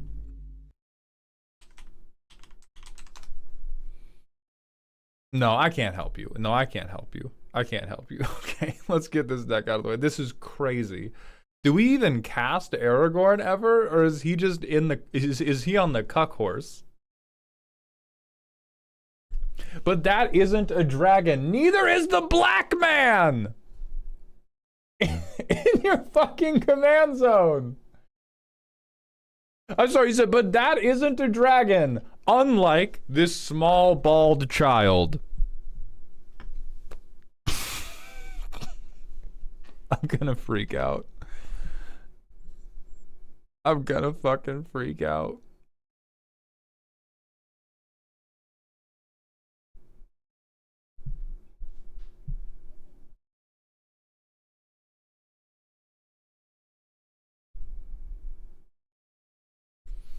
I lost to this? Of course you did. It's a dragon deck. Like, the commander doesn't matter, but dragons are good. All right, so what even happens? We play a land. I think we have to keep this on top because we have an incredibly greedy curve. The land, ramp, pass. Land. We have 5 mana. Can it do anything? I can cast Aragorn, who does not matter. I can color fix for dragons. I have 6 mana available to me. I can Sublime Epiphany. It's horrifying that we're not even ramping. We're like... We're just throwing Aragorn out to die as a fucking chump blocker as we land drop towards these dragons. So turn 5, we probably have to Sublime Epiphany. Aragorn has synergy with Rith because it is 3 color. You gotta close your fucking mouth. You gotta close your mouth right now, Dragon Cat. Can I do only target creature we control? Okay.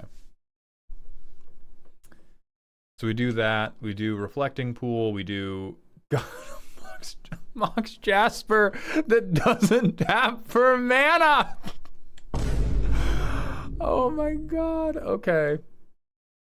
We do Clouth now. We do Clouth. We can Clouth.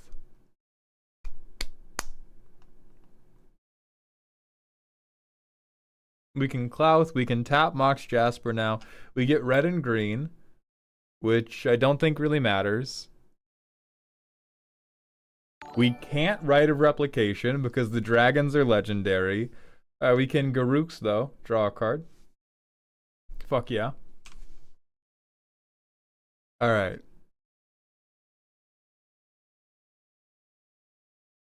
Swing, float 9 mana. Dracogenesis. He dies in combat. I don't even care. I free cast Atarka. I draw a card for Garruk's. A Distant Melody. I draw 2 cards. I Ancient Gold Dragon. I explore. I Fire Spitter Whelp. I get to play this. I pass. I have 1 card in hand. I'm board wiped and I die. This is insane, brother. This is insane. I have no idea what would compel you to build this way. Yeah, we can write the gold dragon for sure, for sure. Holy fuck, what?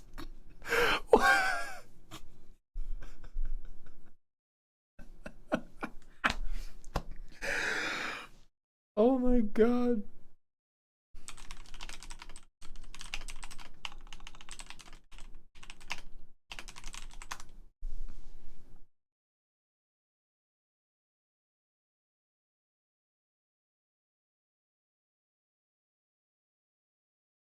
This is your curve, by the way. This is your curve. 3 is the top. And we just roll down that fucking hill all day long. Just over and over and over and over. Okay. We have 36 lands. It's not like an impossibly low number of lands. I think what is impossibly low is our effective ramp. That's crazy. Sure. Because a lot of decks you have to decide what mana value am I racing to? What mana value is it most important for me to reach as quickly as possible? A lot of the time, that mana value is your commander. Monster Manual and Team Your Battlecrier do a ton of work. Yeah, when I get the 2 things that say expensive cards are no longer expensive, hey buddy, I fucking believe you. I also believe that I would not have to work very hard on my weekly budgeting if I won the Powerball. Holy shit, do a ton of work. I'm so sorry to the previous roastie that I compared to Hikari Shinji, or Kinji Hikari. This is him. This is the Hikari deck. If I simply draw Team Your Battle Crier in my opening hand, I am fine. If I do not, I will never financially recover from this. So, like, you want to race to 7 almost. Almost a tenth of your deck is 7 fucking mana. So typically, just because I want to try to help, this is pro bono work right now. I want to try to help. Typically, if you need to race to a mana value that is higher than 4, you no longer want to spend 1 card on 1 mana. What I mean by that is things like Felwar Stone get much worse. Things like Mox Jasper get much worse. Things like Arcane Signet get much worse. Because what you need is you need 1 card to help you get to 7 mana in a reasonable timescale. The cards that get you to 7 mana on a reasonable timescale are cards that represent more than 1 land. Now, notably, one of the things you referenced, which is Team Your Battle Crier, that's one of these cards. We have Encroaching Dragonstorm. That's one of the few cards I like in this deck. We have it. We need more things like this. Because if we get to 4 mana, and we just land drop into 5 mana, we are still cut off from like a fifth of our deck. We get to 5 mana, a fifth of our deck we cannot even cast. If we get to 7 mana, we can cast 95% of our deck. And then most of the things we can cast are pretty good. This is also the most dogshit dragon I have ever seen. And then on top of that, the things we have done to draw cards seem very awful. Like, the things we have done to draw cards seem only loosely connected to like we're hoping to chain dragon. What I want you to consider is, for a deck to pop off, you typically want to go setup, threat, payoff. All of those things should be achievable over on like 1 turn or within 1 card. So for you, the setup would be ramp. Setup with ramp. My threat is insert any of the big dragons. My payoff, right now, your payoff is, oh, I have cast a 3 mana spell that will let me draw 1 card. Hot fucking dog. What you should think of for payoff, and I swear to God, if you go, how is that a dragon? You're going to print this card out. You're going to take a fucking Sharpie or an Expo marker. You're going to cross out Ents. You're going to write in dragons, and you're going to draw fucking wings on them, okay? All right? And then we have a very, very clear game plan of, I play the setup that lets me play a dragon. I play a cool dragon. Because I have a cool dragon who is also big, I get to do something awesome. And it doesn't have to be Last March of the Ents. It can be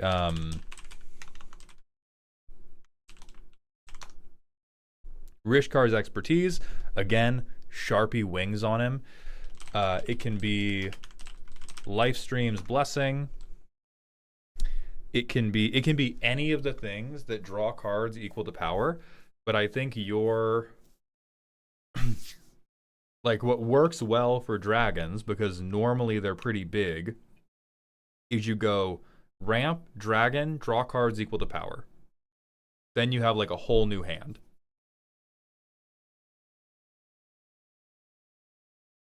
Versus you are trying to do cards that are engines to draw you 1 card at a time. Which is not really what dragons want to do.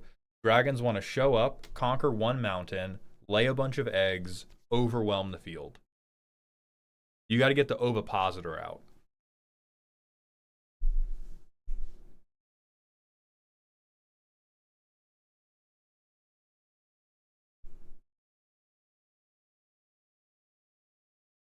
I think it's a bit of a product of the power level of the pod. I don't think that's true. I think unless the power level of the pod is just ooh shiny. Because there's power level of the pod, and then there's just blatantly wrong decision making. Like we, like you, like you've taken the car into the mechanic and gone, and I've asked you, hey, why is there sugar in the gas tank? And you've gone, yeah, I think kind of that's just a product of like the garage.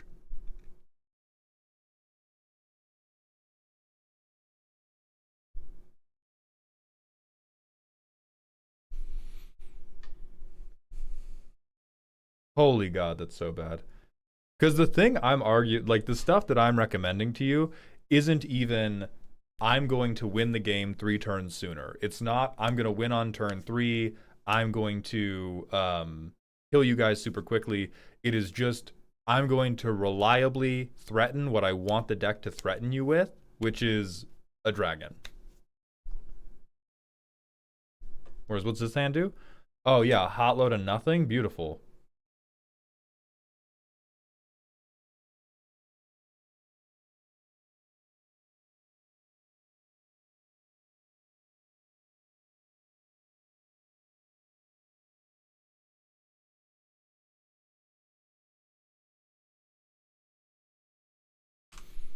All right, turn 6. We can play one good dragon. And we can play a good dragon because we have Encroaching Dragonstorm. Literally, all I am suggesting is do that more reliably. Versus, like, 'cause this is not a dragon!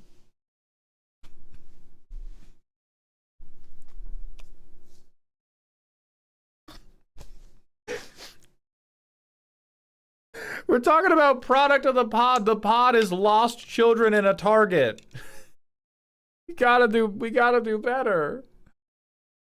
We gotta do better. Oh, Encroaching goes back to hand. Whatever. Whatever.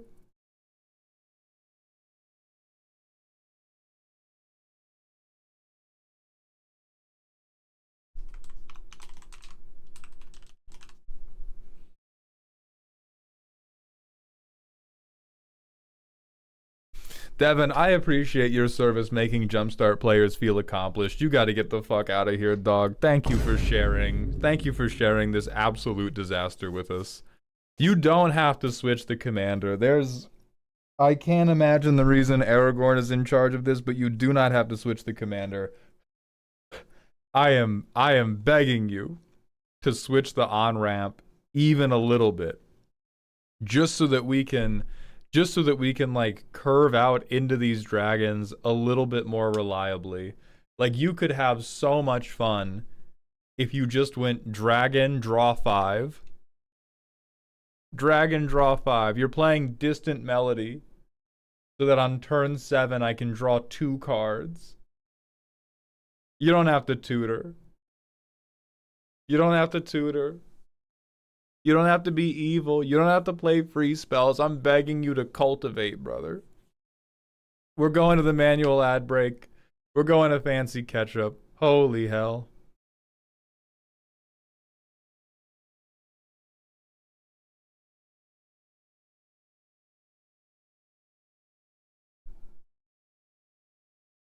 I'm playtesting with Charismatic Conqueror. How many tokens should I create each round?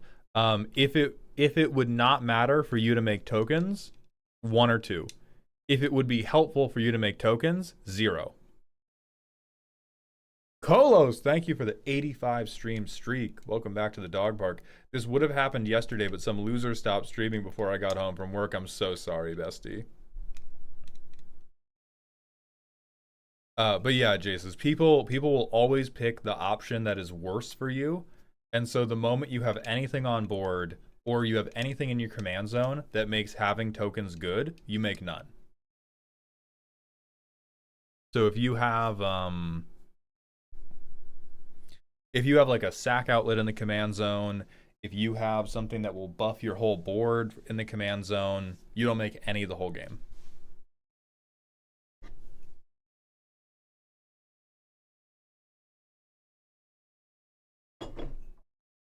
Oh my gosh. Sweet little.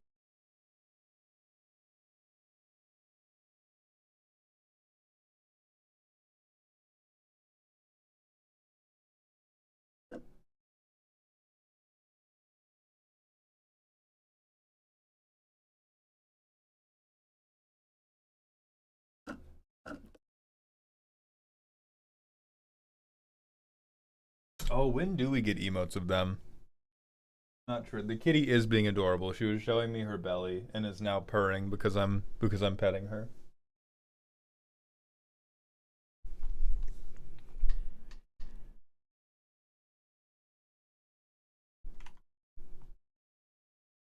Between this and the 8 Nazgul, good to know my deck still cause aneurysms. They hurt me deeply. They hurt me deeply.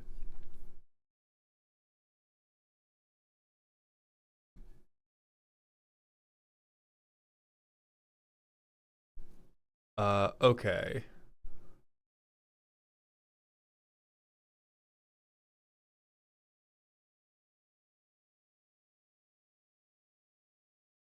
Alright, let's grab Ketchup's deck. This is silly, comma scary. Ramp up to 8/9 mana, play Deathbellow Warcry, kill at least one player in one swing, probably die afterwards. Alright. Silly, comma scary is never a design. Furry. We're moving on to Jack the Bard's deck. This is a silly deck to evoke Hikari's domain expansion from JJK. Beautiful.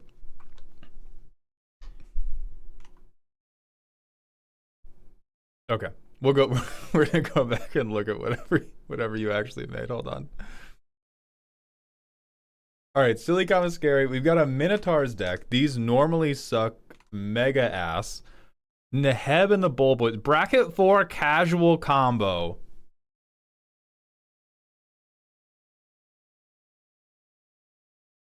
I do not know that I have ever trusted a bracket designation less than I do now. I don't know that I have ever believed less in a bracket designation than looking at bracket 4. I don't know which Neheb this is. I know it's not the good one. All right. So we have Neheb the Worthy. First strike, other Minotaurs have first strike. If I'm heck bent, Minotaurs get +2/+0. Whenever Neheb the Worthy deals combat damage, everybody discards. Starry-eyed, thank you for the 70 stream streak. Welcome back to the dog home. I have only 10 creatures, only 8 Minotaurs. Where's Deathbellow Warcry? 8 mana. Search for 4 Minotaurs, put them on the battlefield, then shuffle. Holy shit. What? Okay, what's the pile? Sethron, Kragma, Rageblood Shaman, Marag. Okay, haste, +2/+0. +1/+1 trample. We get extra Minotaurs. And then additional banners and land drop. Oh! Oh! Okay. I'm a little bit more on board with the Grim Monolith. In what universe is this bracket for? In the same universe that cows sometimes find their ways into hospitals. I don't know, man. They're just there.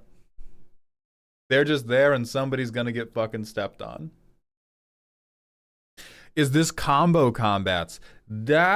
Combo is, I believe, a very aggressive word. Alvius Fur, thank you for the tier 1 sub for the 11th month. Welcome back to the dog home. Didgeridoo! Basalt Monolith! Infamous combo piece! Grim Monolith, infamous combo piece. Mana Vault, infamous CEDH piece. Didgeridoo fucking do.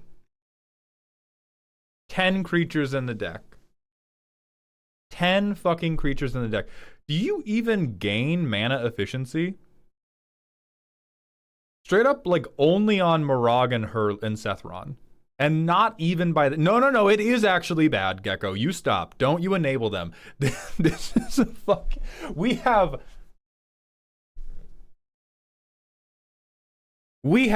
8 Minotaurs in the deck. 8. And we are playing creature type specific monster manual. But it's thematic. It gets the people going. Just a billion goddamn tutors. And you don't even have all of them. Okay, for the bit, I agree with that.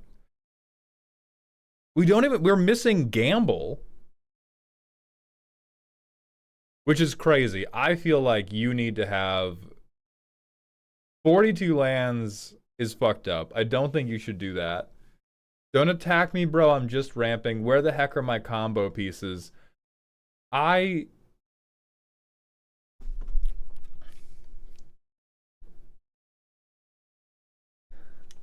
So this is where the budget ran out, huh? So this is where the budget ran out.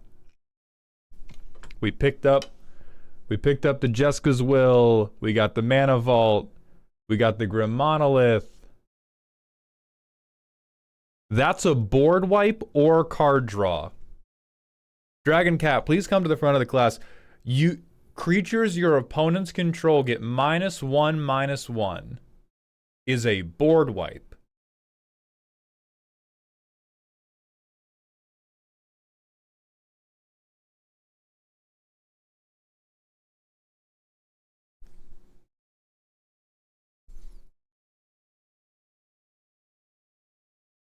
Yep. Okay, you're banned. Thank you for coming by today. We gotta fight. You gotta fight illiteracy in your communities, okay? And I'm doing my part.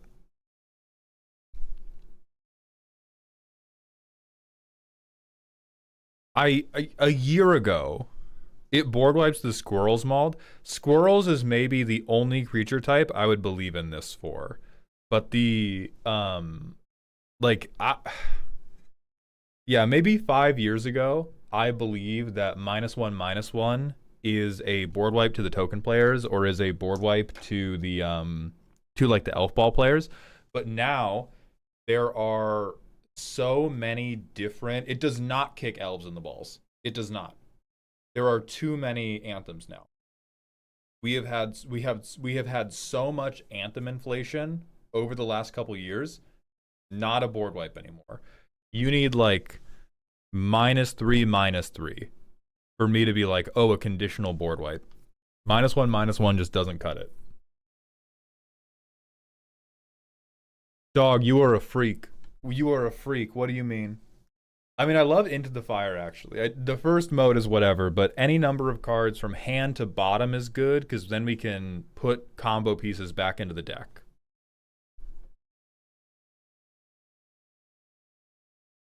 Okay.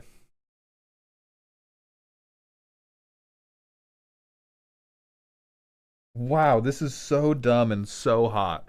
So for those of you who don't know what the combo is, we have a minimum of 41 damage if we resolve Deathbellow Warcry. If we get this pile of 4 Minotaurs out, we can swing for 41. And then if we can get Mirage landfall triggers, we can do more and more and more because we get bonus combats. That's not nothing. That is not nothing. I kind of believe in that. Is it good enough for bracket 4? Definitely not if you ask the analysts and the pundits. However, Travis Gafford won a CEDH tournament first timing Alexios. So like miracles can happen. If we want to be the Mighty Ducks, but on Trenbolone, we can do that. Let's think about how this goes wrong. Let's think about how this goes wrong. This goes wrong by us not getting enough mana quickly enough. We have done a number of things to help with that. I think most notably, we are missing rituals. I am noticing a crazy lack of sploosh. A crazy, crazy lack of sploosh. I'm confused about Nona Heb the Eternal.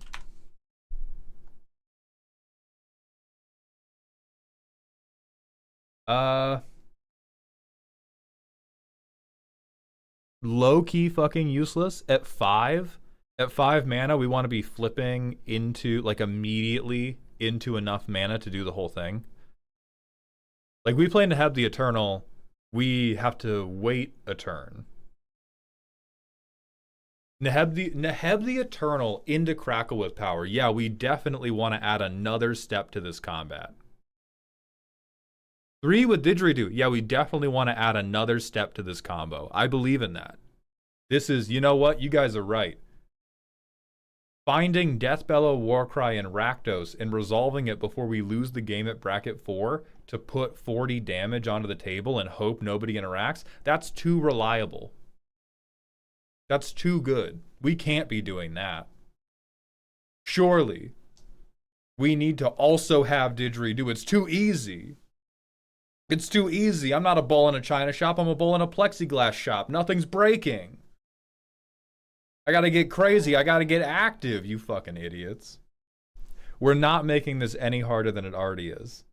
Okay, we already have the, like, teethy chastity belt digging into our gooch. We can't make it any more difficult. So the things we could do, we could ritual more. Right, we could try to do, like, turn 1, Dark Writ, Dark Writ double tutor. You know, some very, very bad shit. Dark Writ, Cruel Tutor, whatever. We could do Mana Geyser.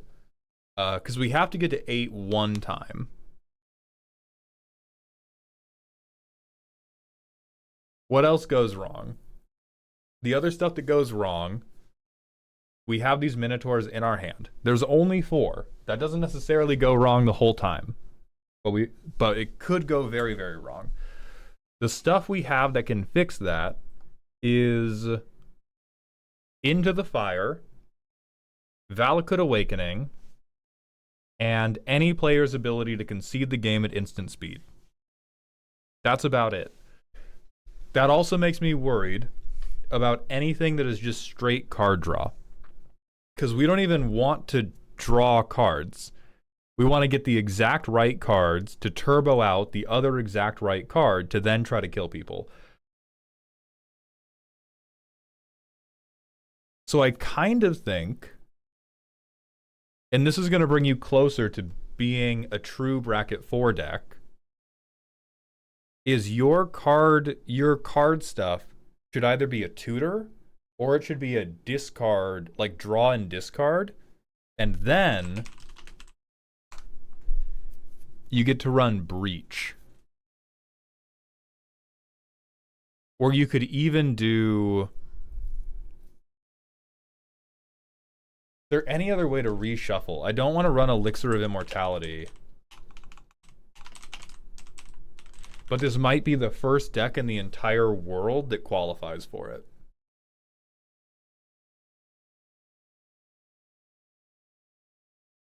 Ooh, Scroll Rack. That's a good call, MLP. Thank you, yeah.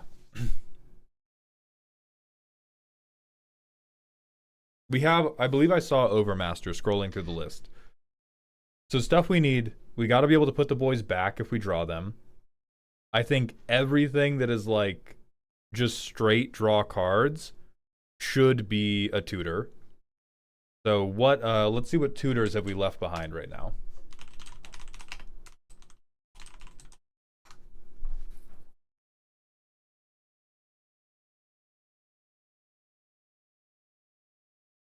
We have Demonic, we have Vampiric. So Gamble, do we have Diabolic Intent? We don't, we probably should. We have Diabolic Tutor, we don't, probably should. We have Wishclaw. Can Imperial Recruiter get us anything that matters? Intent needs to sack a creature. It's a good thing our commander is 3 mana. Which of our 10 creatures are we sacking to Diabolic Intent? The one in the command zone.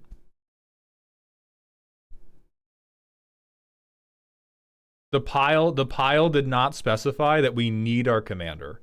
I think our commander is good, but he is not he is not the make or break combo piece.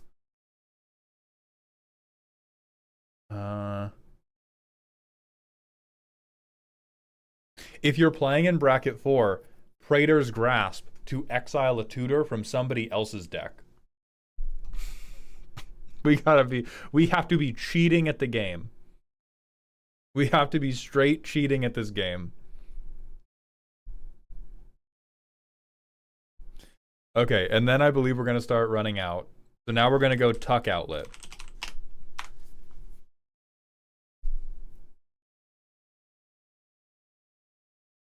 Brainstone doesn't really tuck enough.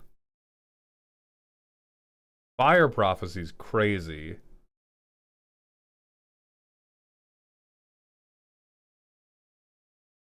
Leashling blows.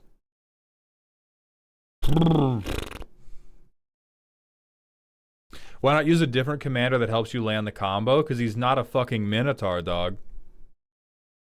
I need everybody to understand the entire premise of this deck is Ketchup has sat down for Commander Night. His friends have looked at him and gone, hey, are you going to be normal today? And he's just going...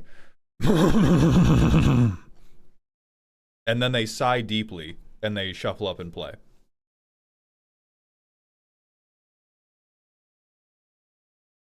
Literally, though. And I'm with that, and I'm trying to help that.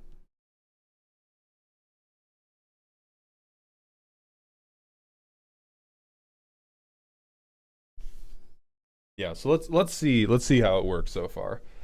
So we have Monolith, I love that. We have Pyroblast, I love that. We draw a card, we go Brass Bauble pass. We go Runes pass. Fuck. I swear to God I am not tutoring for a land. I will not do it. I sacrifice Bauble. I'm going to yell. Somehow with 42 lands, God does not want this deck to win. We tutor for a tap land. Whatever. Pretend I can get this. I demonic tutor. I get my thing, right? Deathbellow Warcry. Turn 5, I go Basalt. I don't tap Basalt.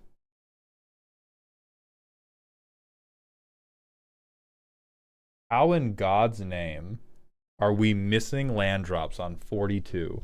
I was going to recommend that you cut lands. What is happening? All right, we give up and die. I go, you have Thoughtseize in this deck? Brother!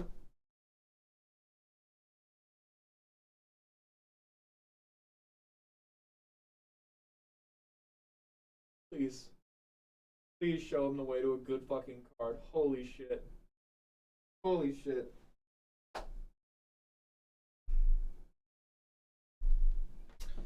Alright, so I'm going to assume you've been counterspelled at least once in your life.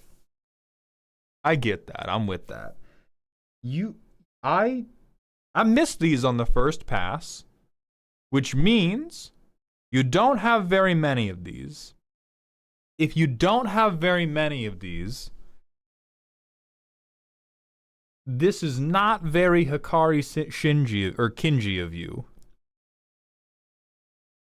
With this deck, shockingly, no. Then what are we Thoughtseizing?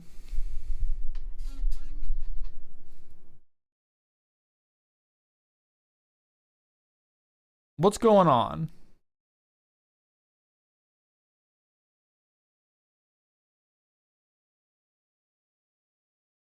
The speculative anti-counter.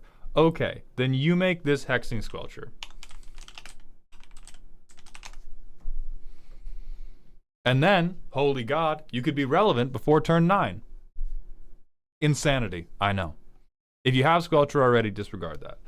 Alright, so we Thoughtseize somebody. Fuck them. We go land Petal, we don't crack it. We go land Neheb. We go land, and this is why I don't like the 42 land count. You do need to have a lot of mana sources if you want to get to 8, but I would be more on tutors. So for all the like tutors we pulled up, I would cut lands for them. Genuinely. 42 is I'm here for a long time. 42 is I have a Roth IRA. I wake up at 5 a.m. every morning to swim. I track my calories. You are a methed up football mascot. You are Blue Mountain State, dude. You got to watch that whole series front to back, and you got to cut like 7 lands. And you just got to replace that shit with prayer.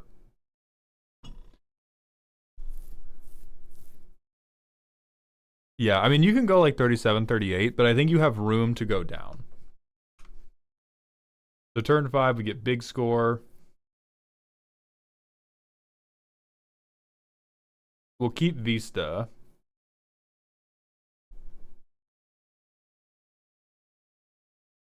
God, and now we have gotten we have gotten caught with 2 of our big boys in our hand.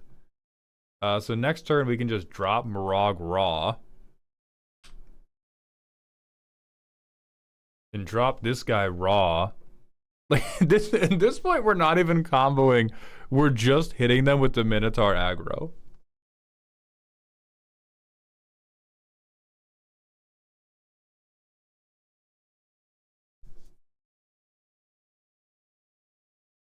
This is crazy.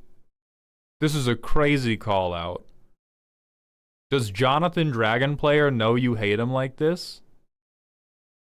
This is some heated rivalry level shit. When are you guys gonna kiss? This is exactly what I was worried would happen, LMAO. Yeah, I think you have to treat land dropping Moraug as a backup plan. If you want to play this in bracket 4. If you want to play bracket 4, which if you don't want to, it's totally okay. You can probably make it like better as a bracket 3 deck, but if it needs to be bracket 4, we got to be like all in on I am assembling Deathbellow Warcry. I am throwing the cows at you. The factory farm proletariat revolution is occurring. And to do that, we need more tutors, more gas.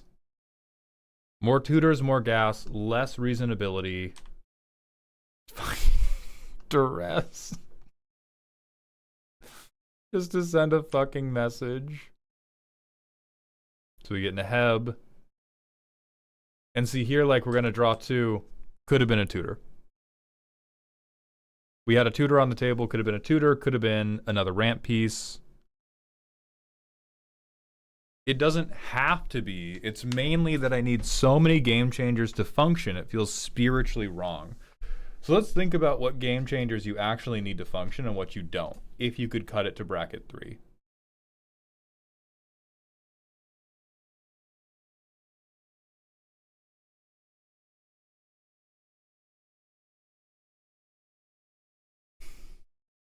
I believe that because they have removed the limit on how many tutors you can run, you could run this within the 3 game changer restriction of bracket 3. I think the questions to answer is, like, we have 7 right now. We have Jeska's Will, we have Mana Vault. Oh no, we only have 6 because Jeska's Will is showing up twice. We have Grim Monolith, we have Mana Vault, we have Vampiric Tutor, Imperial Seal, Demonic Tutor. I think you could run this deck and have it be nearly as good with no game changer. We're already having a bit of a speed problem, even with all these game changers. Like, if you want this to be bracket 4, you should run dead ass every game changer you can physically fit into the deck. And if you're like happy to have it be a shenanigans deck, I don't think your tutors have to be this efficient. Like because even in a perfect world, you don't combo off that quickly. Like you don't, and perhaps I don't know the deck well enough. If you can tell me a line by which having a Vamp Tutor in my opening hand, like if having Vamp Tutor instead of Insatiable Avarice translates into a turn 2 win attempt or a turn 3 win attempt, then I'm more on board on we need all of these. The combo comes out turn 5 to 6 on average. Yeah, dog, we chillin'. Diabolic intent. We got time. We're straight hanging out. We are straight hanging out. Scroll Rack will solve some problems too.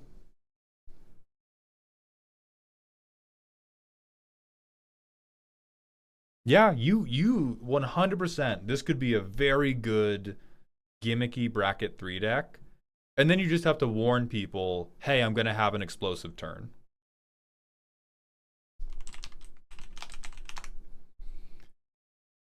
Ooh, yes! Yes! This, Get this draft rare in this deck right now. Beautiful. Beautiful. Yeah, banger alert. I love it. So let's look at just what other things can we do for mana acceleration that are going to solve our problem. That are going to solve our problem and allow us to do this big silly combo. So like Seething Song will get us closer. That's going to net us up too.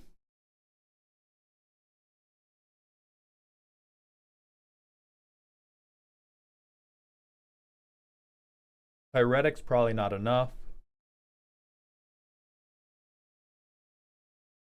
Refrain is probably not enough.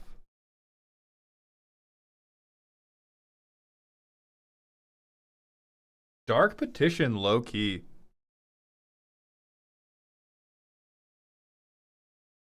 This is only artifact or creature spells.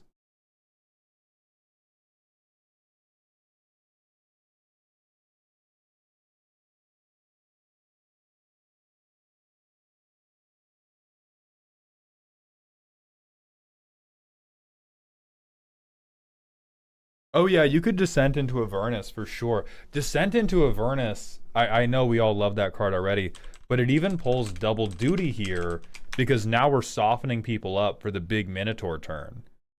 Oh yeah. Oh yeah. Yeah, you could Treasonous Ogre too.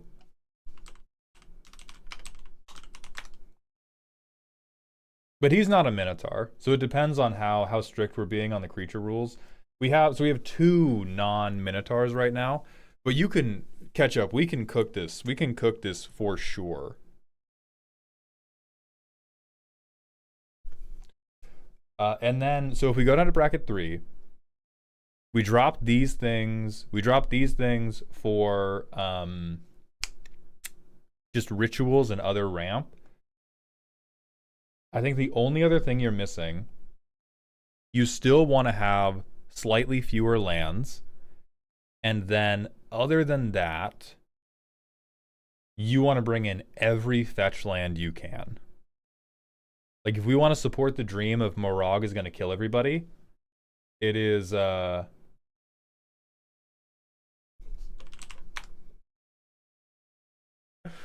guess what? You're bringing Terramorphic. You're playing Evolving Wilds. You're playing off-color fetches. As long as it can find a land in your deck, you are playing it. You are not playing Ash Barrens, but like Prismatic Vista, Demolition Field. Like, you want to support the dream of, on the turn this happens, I can play a land, I can make another land come in. Play a land, other land come in. And then we get double combats with Morag. So there's the Capenna lands. There are lands that blow up non-basic lands where you both search for one. There's a Spider-Man Evolving Wilds too. Yeah. Ghost Quarter does it. You can blow up your own land with Ghost Quarter. Please. Self-targeting Ghost Quarter. Yeah. This is a great bracket 3 deck. This is a tremendous bracket 3 deck, and you were right about that spiritual discomfort. Fuck this deck at bracket 4. You're going to have such a hard time. You're going to be so sad when people combo off in front of you. But now, you can even run, I don't know in what world you would have enough mana to do, like, you would need 11 mana to do this. But hey, it's a land anyway. You can replace a land with this and dream the impossible dream. Self-target sundering eruption. Fuck it. Escape tunnel.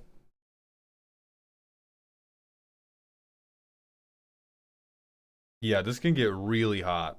This can get really hot. So I think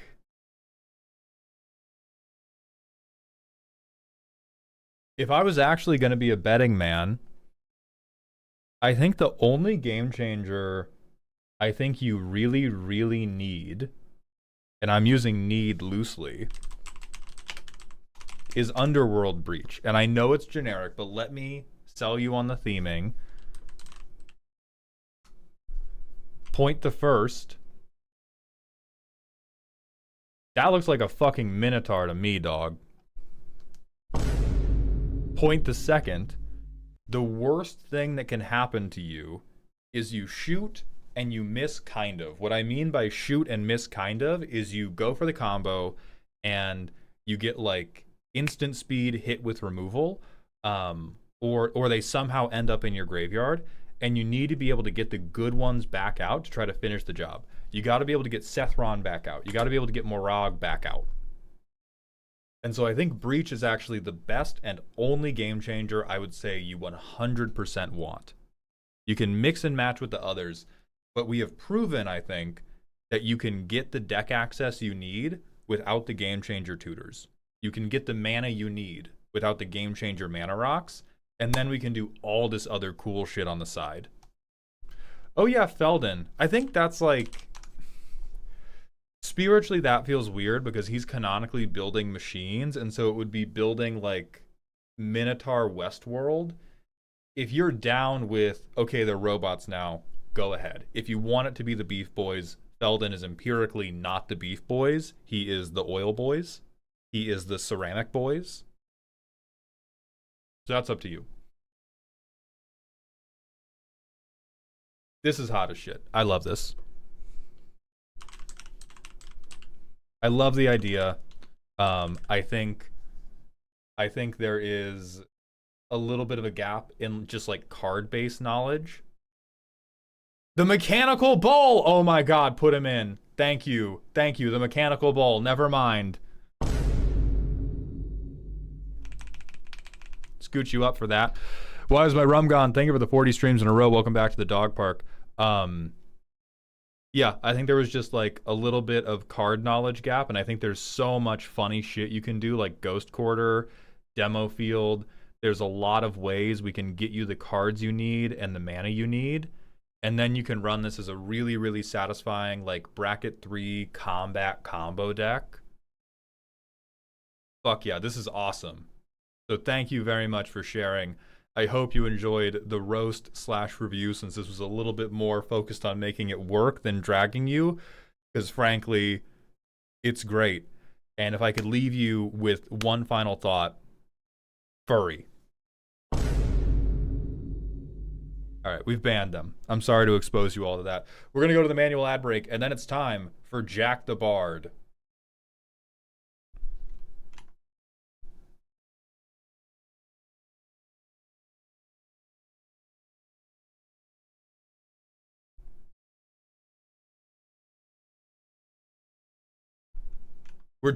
We're jacking who? The Bard.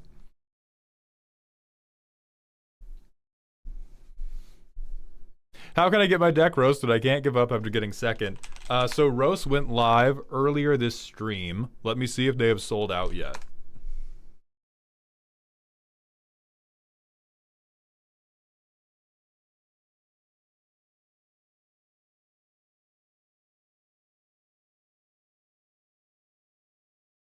They have sold out, so they'll go live again next Sunday. We also, on Wednesday, we are streaming more deck roasts, which means you will have another opportunity to win a free one. If you have more money than patience, you are welcome to donate $500 to get your deck roasted instantly on any solo stream, or $694.20 to get your deck roasted with my girlfriend's Z-main character instantly. Those are the high-paid options, which started as a joke, but we did it. Engdot, I did see your question. I need to gather my thoughts, so I'm gonna pee, and then we're gonna answer that. Jack the Bar, someone on Twitch stole my D. I'm so sorry. I can't believe the trans agenda got another one.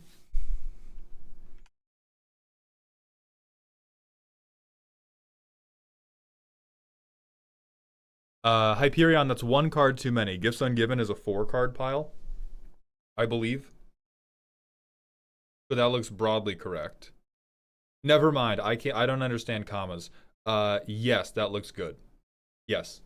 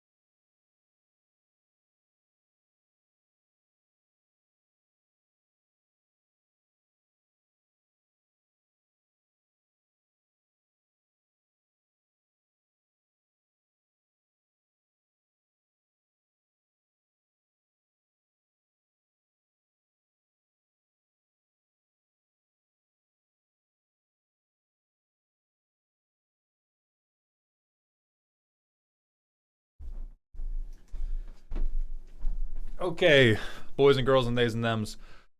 Darkfire 38th, what will appear occasionally? How do channel points work? You get them as you watch. I am still working on exactly how I'm going to put a channel point deck roast into practice, but we'll see.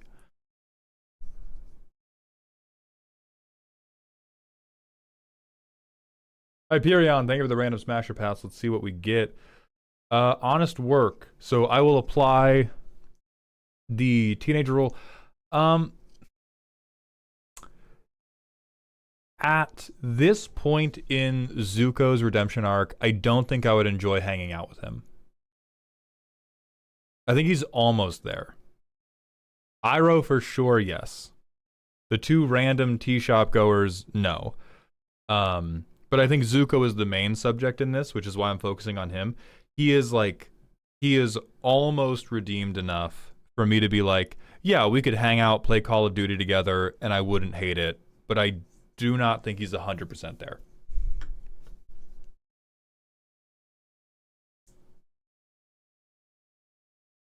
Iroh Smasher Pass. Iroh's less interesting, I think. Like the moment we cover that we're talking about non-sexual with Zuko, I think Zuko at this point in his character arc is the more interesting character to consider. Because Iroh, we just love him start to finish the entire series. But Zuko has a really, really fulfilling character arc of like, oh my god, what a fucking annoying, sometimes pretentious kid this is.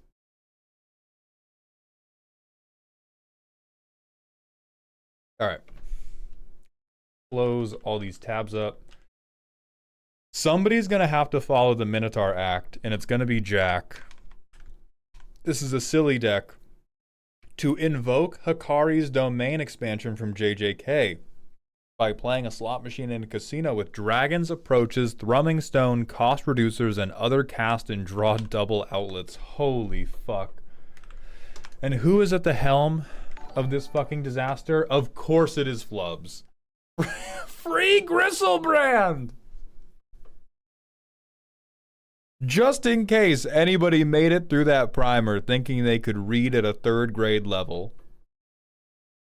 I'm glad you covered that, Jack. I'm glad you covered that for us.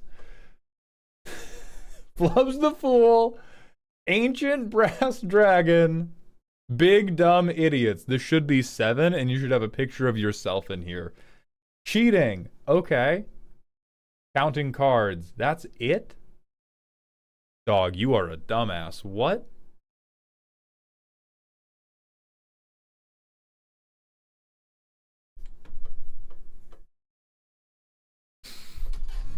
Death penalty. Death penalty, brother. Firing squad. I'm drawing and quartering you. I am bringing back medieval torture options if I see you at my table. I did just notice this, yes. I can't decide whether the Mitch McConnell PFP is worse or tagging Corlessa as card draw when we have like 10 dragons in the deck.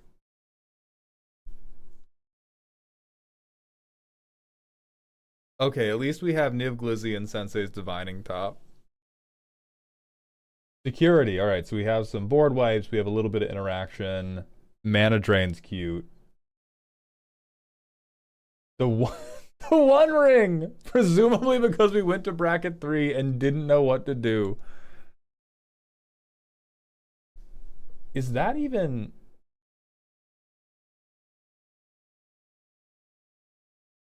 This isn't even good. This is... You really are Hikari, holy shit. Because we're not going to have... Like, unless we draw them and cast them, we're not going to get fucking... We're not going to get the copies in the graveyard to summon the dragons. It's literally just take 3 damage so I can feel something. I mean, if you have Thrumming Stone, sure. But we also are kind of low on this for Thrumming Stone. Why are we... Sorry, 3rd grade reading level. That's my fault. These copiers don't do what you want them to do. You are a fool. Okay, Locket of Yesterdays is crazy cute. I fuck with that. Are you dead ass? Are you dead ass? My Dragon's Approach gambling deck is removing Dragon's Approaches from my graveyard.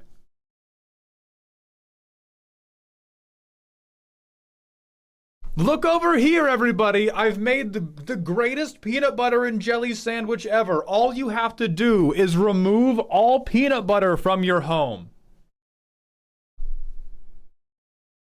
As long as you exile all jelly from your pantry, you too can have an amazing peanut butter and jelly. The damage is the point, not the dragons. That's not true. That's not true. If you showed me any creatures other than big dumb idiots, I would believe you. We have 2 damage amplifiers in the entire deck. No. Okay, the damage is the point. Sure, my fault. My fault. The damage is the point. Let's go. Yeah, I don't even need the right colors.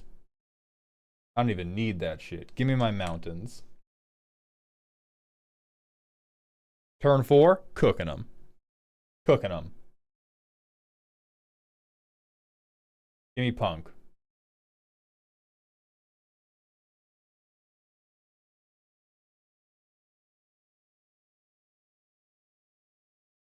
Damage is the point, not the dragons. I'll just discard this man. What do we get this for? 1 and a... Oh, we don't have another red. Holy fuck. Never mind. I don't even do that. I don't even do that. I hold my dick in my hands. Alright, damage is the point, not the dragons. We cast this. We discard. Damage is the point, not the lands. We deal 3 damage. Turn 6. Count it, bitch. We do this. All right. Land, draw. Locket of Yesterdays, draw.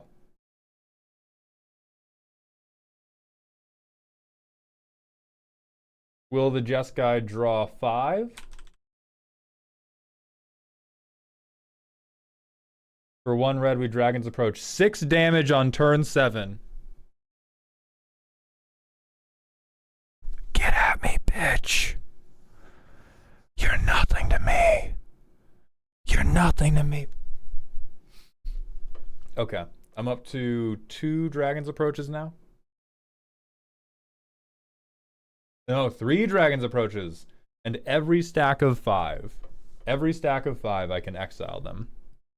I am out of red. I am out of red mana.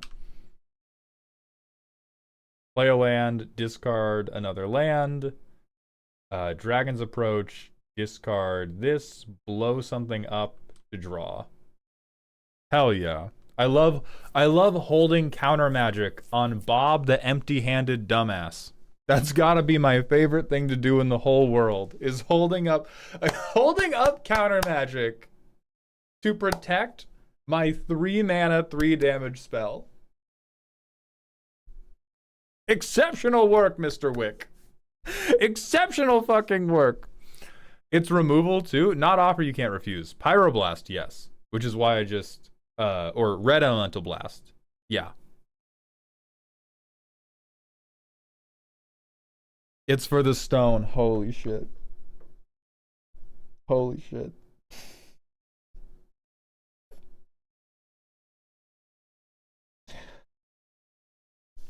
I'm gonna make that a shirt, and I'm just gonna say that every time I misplay. Every time I do something wrong in Commander, I'm just gonna go, it's for the stone. Just hold on. It's for the stone, okay? Chill out. It's for the stone. Alright, so we draw.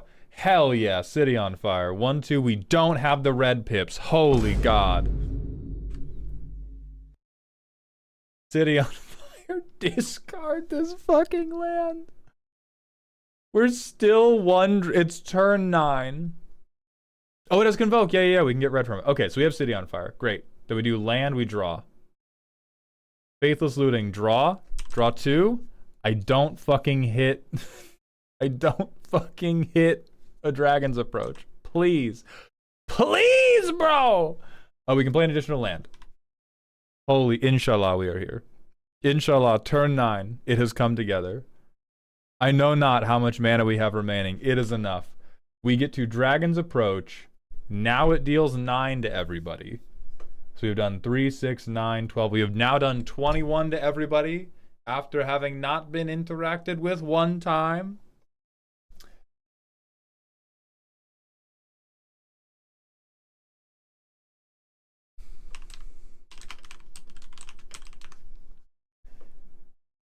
I'm getting less Hikari. I'm getting more Moon Knight. That's what I'm feeling from this deck right now. So the thing about Hikari is that he is gambling, but he's cheating at gambling. Like, that is a core element of his character, is he is like, gambling's awesome, and he's rigging the fucking roll. Very important thing to understand, like, thematically about Hikari as a character in JJK, is he is not actually giving himself up to the whims of fate. He's saying he is, and then he is cheating on all of his dice rolls. So if you want to cheat on your dice rolls, I think you have to respect Flubs as a commander more. The other thing you have to do is you have to respect red as a mana color. Most of the build process was thinking of ways to cheat, and we landed on Panoptic Mirror. We landed on Electro and Thrumming and Spellweaver Helix. So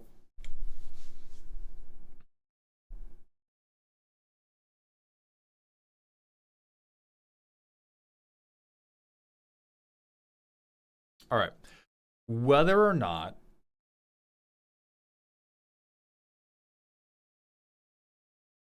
Whether or not you intend to summon dragons, I think the number of dragons approaches you have in this deck is kind of low. You want a couple more. Maybe, like, just get it to 30 or more. The other thing, we have way too many basics. This is a $900 deck. I'm not sure how much of it you've proxied. You definitely have to use non-basic lands. You definitely have to lean your... That's an insane. Nice. You have to lean your mana production towards red, because there were a number of turns where we got stuck on whatever thing we wanted to do just because we couldn't find a red pip. Just couldn't find a red pip. And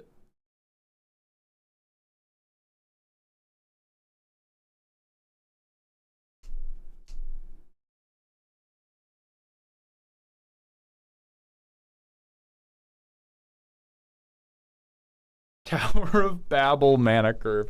It's not even all basics, but it feels like it. It is maybe, let's see, 17, and it's only 30 lands, so it's half basics. It's a little over half basics. What a fucking hand. The other thing you need to do is no counterspells. Counterspells are dog shit awful in flubs. Flubs, you have to be mega proactive. Like, if you time it right where all you have is one counterspell in hand and you haven't tapped out, then a counterspell is fine. In every other situation, a counterspell is just a rock in your hand. So if you want to protect Thrumming Stone, you want to do things that are like Spiderpunk. You want to do Hexing Squelcher.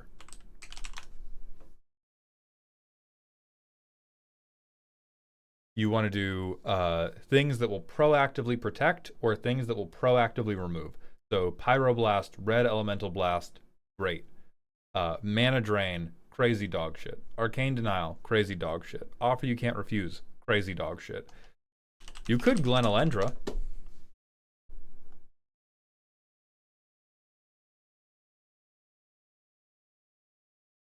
These are counterspells. And you can just, like, vomit them out of your hand.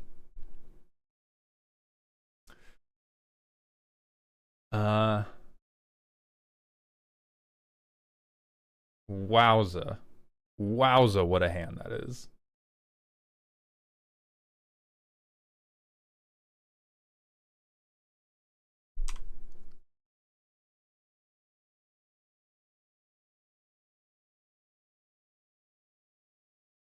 We're up to 3 damage.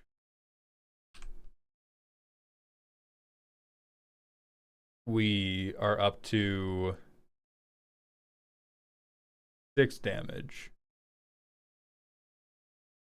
Actually, maybe I would just play Electro. Yeah, I would probably just play Electro there. We go 6 damage, float a red, discard another one.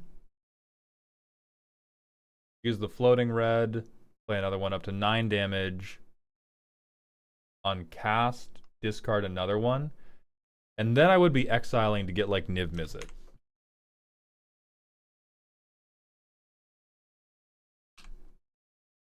Holy shit, Panoptic Mirrors.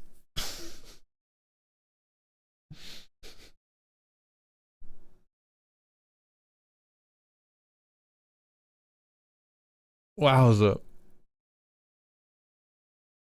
Wowza.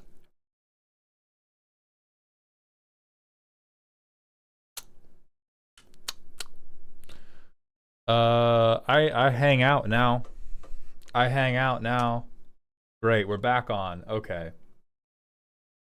1 in a red. Cast. On cast, I discard something. I'm gonna discard... No, I'm discarding the lead coffin. On cast, I also draw a card. I also float 1 red. I do this again. On cast, I discard. I also draw a card. I float 1 red. I have a goddamn counterspell in my hand now. Yeah, so I think the package you're trying to do, which is like permanent based ways to get additional copies, I do not like outside of Thrumming Stone, because Flubs is really good at just ripping through the deck. I think you want to just keep doing that. The rest of it's okay. Corlessa's fucking awful. We have 9 dragons in the deck. We have whole ass 9 dragons in the deck. We cannot keep her around. She is terrible, terrible. Um,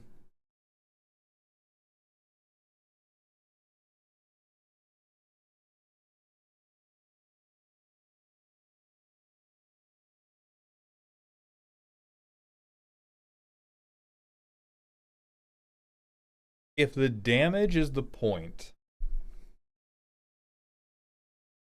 if the damage is the point and the dragons aren't the point, I would still be more on wheels, even if you end up dumping most of the hand you get afterwards. It's going to get you better access because, like, right now,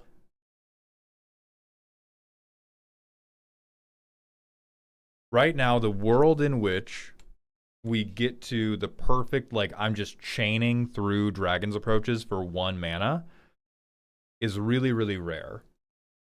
So I would almost recommend, if we have Ruby Medallion, you are insane. You are an insane man. And you have found a computer in your asylum and submitted this deck to me. I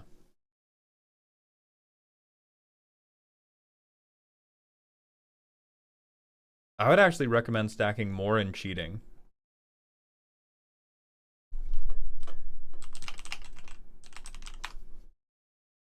I think Helm of Awakening has more promise than I would have originally thought, in no small part because if you show somebody Helm of Awakening in a Flubs the Fool commander deck, they will have a heart attack. They will look at you, failing to curve out into your commander and be like, what the hell?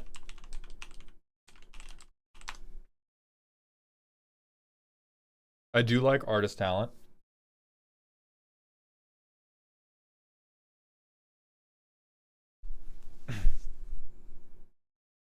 Yeah, I think we have to. I think you should lean totally into the idea of I'm going to have enough Dragon's Approaches and enough card draw triggers and enough cost reducers that I can persistently cast Dragon's Approaches for 1 red. And then if I hit Bergie or if I hit Electro, I can just do as many as I want. And flubs can get steadily less and less important. Cool but rude.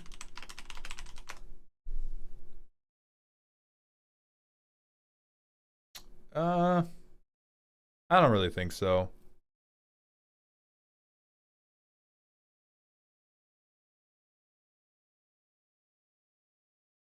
It's not impossible, but I'm actually not worried about our ability to convert damage once we can get our hands on enough Dragon's Approaches. Right now the problem is getting enough Dragon's Approaches, paying for enough Dragon's Approaches. We don't have to get Thrumming Stone. Thrumming Stone can be a birthday surprise. What we need is this. We have to go Goblin Electromancer, and then we probably need 1 or 2 more mana sources. 30 lands is crack smoking behavior. We get to 3. Hit a tap land. Jesus God. Jesus God. I also considered Storm as the commander. Storm would be better. Storm would be better because she would be like... Storm would mean if you got to do a turn with Storm, you probably win. And what it would also encourage you to do, I would encourage you to build this as a 99 that did not need the commander because I think you can. I think it's possible for you to build it that doesn't use the commander. And if you're doing flubs, we have to just be like very, very, very tight on. I have Bergie, I have Electro, I have every cost reducer in the game. I think you definitely need more lands. Azusa in a list that has 30 lands is just insane to me. It's like asking for the crust to be cut off your sandwich in the middle of a zombie apocalypse. Like there's not, you don't there's not enough to go around. We don't get to be hopeful like that. Contained animosity. Thank you for the 100-bit cheer. Hey, Mald, sorry to interrupt. What was the Scryfall tag you said I should be perusing for my theft deck? Go to Drana, go to Tagger, do Saboteur, Gibbs PP counters, Gains PP counters. We can use the 2-cost Ral.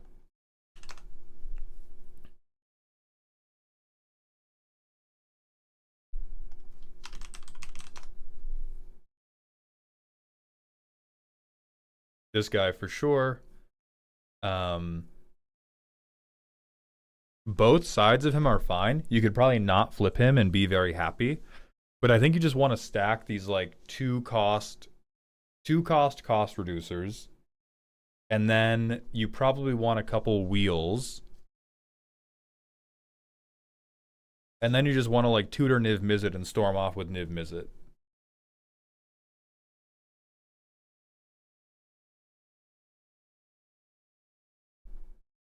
Wow. Beautiful, beautiful hand here. Absolutely joyous. Do we even hit? We don't even hit the second land. Okay, this one can kind of play ball, but oh look, we have we have random big dumb idiots. We do that, we do this. We get our first Dragon's Approach. We play Dryad of the Elysian Grove with 30 lands in the fucking deck. I do respect this because it gives us access to red from every land, but we can also do that by just having a better land base. So turn 5, we're up to 6 damage. Now we can Spellweaver Helix. But now we have no more Dragon's Approaches in hand. We have random bullshit Go Dragons in our hand. And we have a precog engine that doesn't help. So it's very distracted. And the thing about storm decks, which is what you're trying to do, storm decks are like, doesn't work at all, doesn't work at all, barely works at all, barely works at all, perfect. It's very hard to have a storm deck. And the other thing to respect about this, even like I have a lot of fun storming. It is very hard to make people feel like you earned the win. Because you either do what's happening here, where we spend 5 million years trying to set up the cheat engine, or you set it up well, and it's just like turn 6, I untap. Do I untap? If so, gotcha. Gotcha, bitch. Job done. You could also, other great cards for stuff like this, Pizza. 2-mana looter, can help you find the cards you need. Can copy your instants and sorceries. Hell yeah.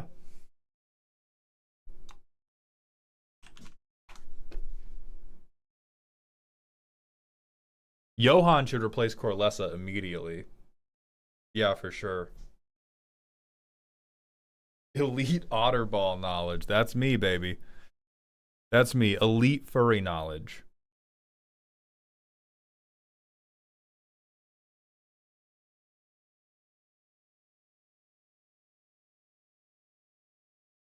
So if you want to keep a slot machine feel and keep Flubs as the commander, which I'm kind of with, I think you lean in more.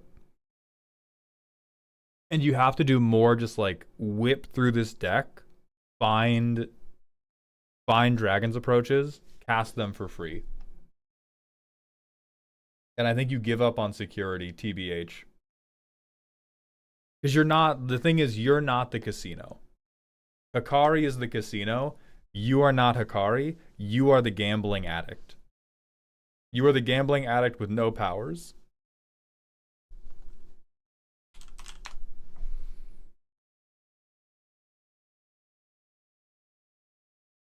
Oh yeah, there's Ashling too. And if you're empty-handed, this works. Because it's discard, then draw, and even if you can't discard anything, it still goes through.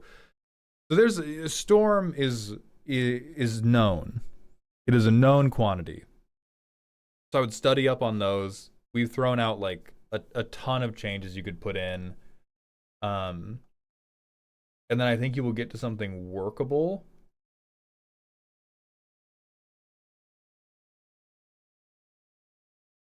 But I'm not sold on the ramp. I'm not sold on the extra land droppers. You probably need more lands than you have. And you should probably abandon the copy cheatery for stuff that will let you keep working through the deck to just cast more Dragon's Approaches. So this is... I think we just a little confused here.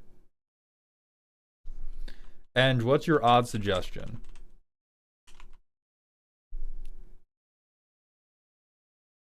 Harness the Storm.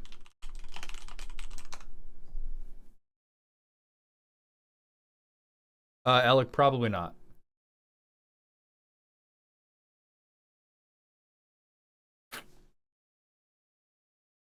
Oh, this is a tasty treat, Eng. This is a very tasty treat, and I'm not sure we've had our broccoli. I would put this into the sideboard, and after I got a version of the deck that worked, and I could consistently get the mana for this, then I would put it in. Because then it could make this deck go crazy. Because that's going to make your cast triggers work as well. Yeah, it won't exile. It'll let you reuse stuff. It'll let you get guaranteed hits. That's great. What's the curve of this deck? Eiffel Tower. What do you mean? What did you think, dog? It's a fucking Dragon's Approach deck. There is no curve. There is an erection. And based on this deck's ability to close out games, it is lasting more than 4 hours. We are in danger.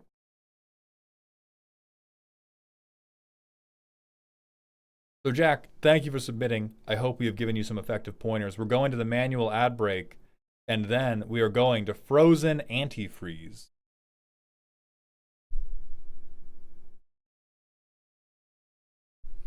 Average mana value is 2.32 with lands and 3.33 without.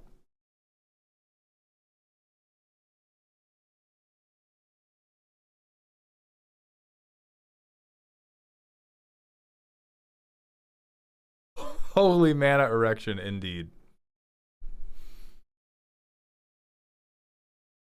Okay, and then eng.exe.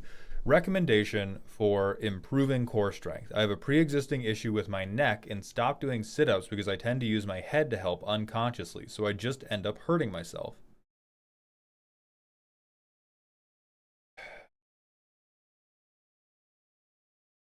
It's definitely a tough one. It's hard for me to answer as well because I'm having neck issues, and the way I'm helping is I'm strengthening my neck. I don't know what your neck issue was. Even if I did know, I'm not a goddamn doctor. I'm not qualified to speak on how you could work around that neck issue. My intuition is that you probably need to find a safe way to strengthen your neck that has very, very low, if any, load. However, my intuition, probably fucking wrong because of the not being a doctor. So other stuff you can do for core strength that won't use the neck is really anything you do while hanging. The problem is that 90% of stuff that activates your core, you're going to activate your neck to some degree, but I would say planks, leg lifts, whether you are like laying on a bench or hanging from a bar,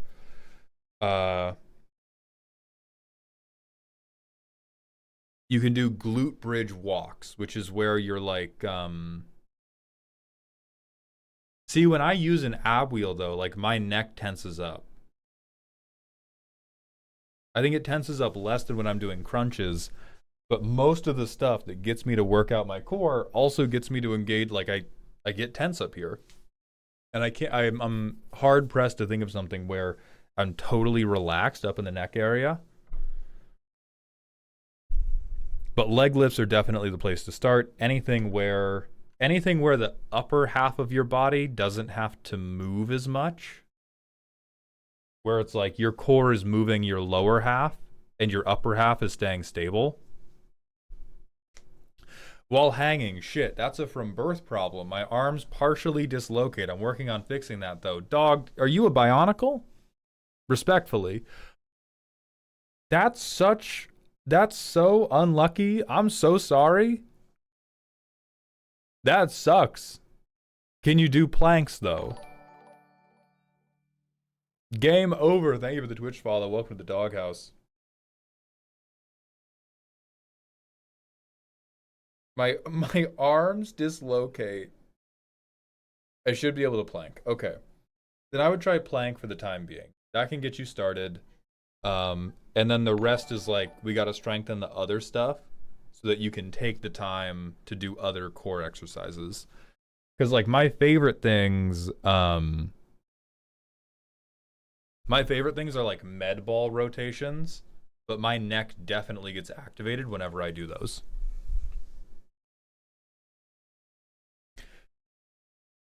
Yeah, see, kneeling weighted crunches, I do those a lot. And like if sit-ups are making you use your neck, you're definitely going to use your neck on those. Like you're just going to be trying to use your neck. But yeah, cable crunches in the gym can also help. It might be a little bit easier because you don't have to like hold your head up while you do them. Picard's Flute, thank you for the Prime sub. Welcome to the dog home, my friend.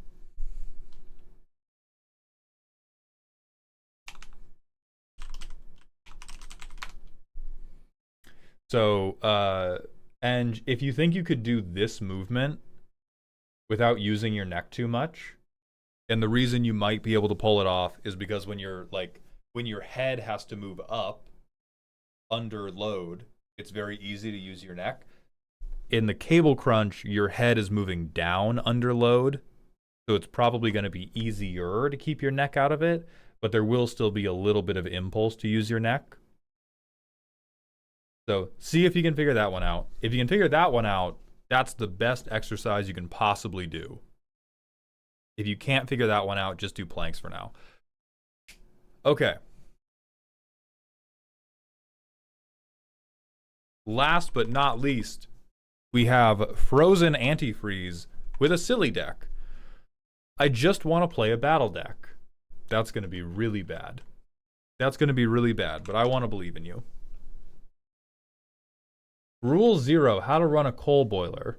I need a reality check on this if possible. On if this is possible. This is a battle deck, I swear. So how many? We have one battle. So here's problem number 1.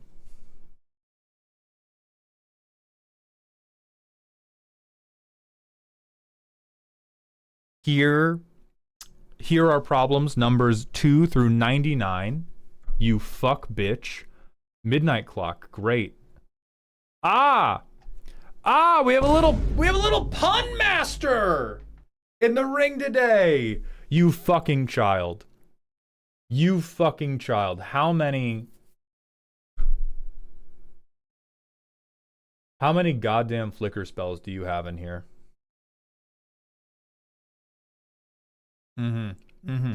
Exile to Siberia. You're banned. Have a terrible day.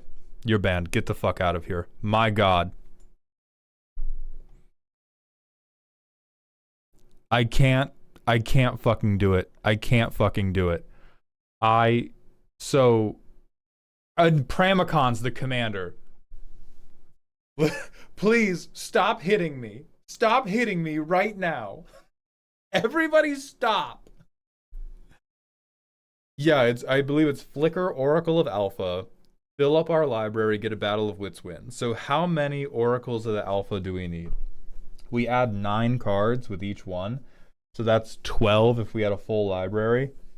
Realistically, we probably need 13 or 14. We need 13 or 14 ETBs of Oracle of the Alpha.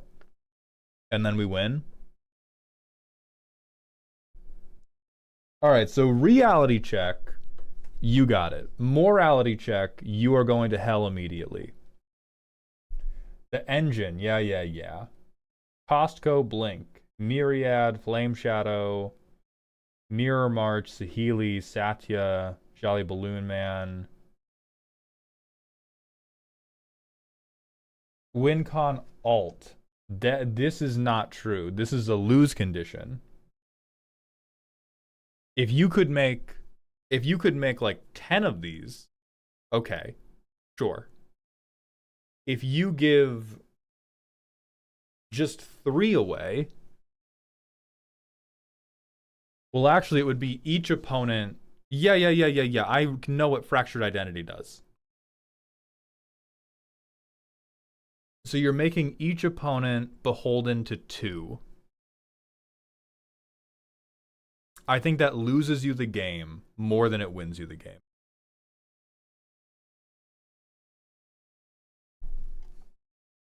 Win more. You are God.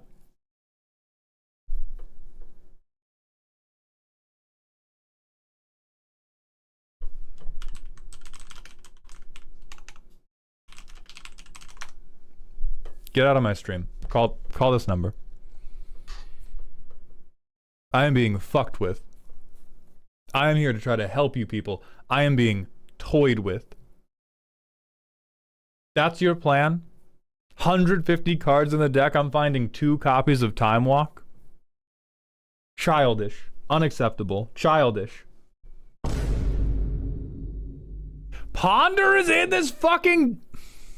Okay. So we're drawing 1 more billion cards. We have to find Oracle to Alpha however we can. And then we're going to sit in a corner jacking off a bird until everybody dies. Okay. Hilarious. Blink is probably the right way to go.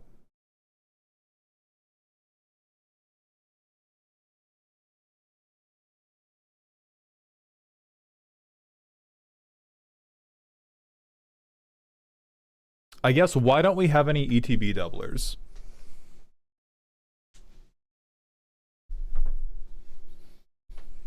Right? Your answer can't be based. We have a pigeon handjob farm is how we're winning the game. Your answer can't be because of vibes. The vibes are dead in an alleyway.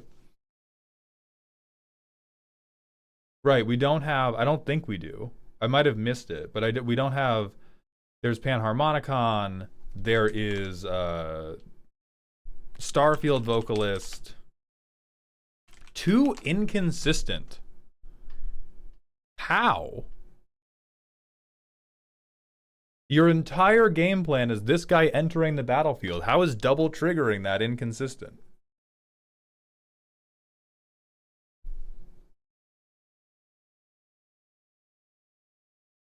Yeah, this is also...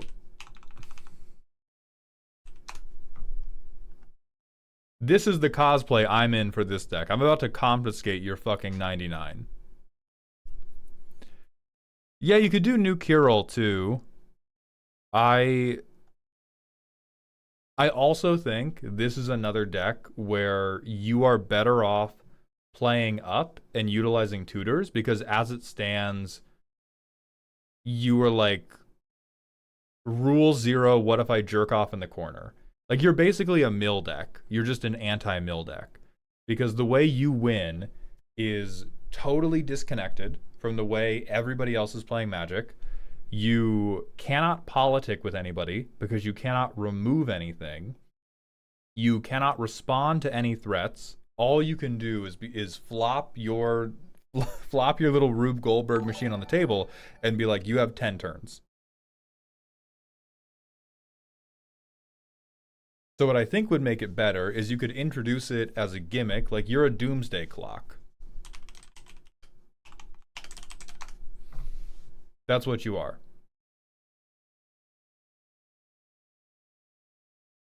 And if you want people to be able to interact with the doomsday clock, you don't want it to be less powerful, you want it to be more powerful. It usually wins on turn 12 to 15 on my goldfishes. That's bracket 1/2. That's bracket quarter.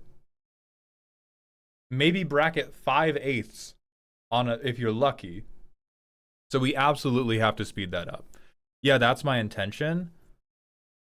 I don't think that works flatly. There's a million jokes I can make about that. As a bracket 1 deck, I think this is dead on arrival. And so the way you speed it up is we get tutors in here. Because Jeskai, like, has the juice. Because you're dealing with a creature, green could help you even more, but like we have Imperial Recruiter, we have this is not the right, oh no, Recruiter of the Guard. She doesn't hit Oracle because 3 toughness. I have like 10 tutors right there. We got more, brother. We have more. So let's just see. Okay, 10 tutors right there, except none are in the opening hand. I don't know what the fuck is going on here, but I don't like it. Alright, turn 2, nothing. Turn 3, okay, we can get an enchantment. What enchantment fetches Oracle?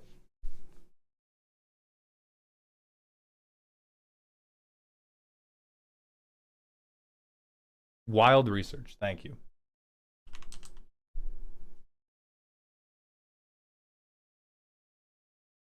Wowza. Wowza, is that not true? So I play Wild Research now.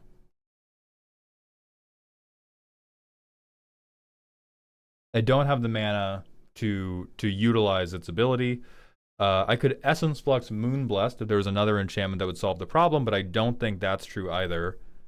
Right, to muddle the mixture to Vedalken, Aether Mage to Oracle. Yeah, that's like turn 7. We're sticking this guy. So that playtest, that's not working. We have, okay, pieces of the puzzle. Dance. That's some kooky business. That is some kooky business. So we have a bird breeding farm. We need to industrialize. We have to make a factory farm for this fucking pigeon if we're gonna have any hope. All right, 1, 2, 3, 4, 5. We just get Ponder.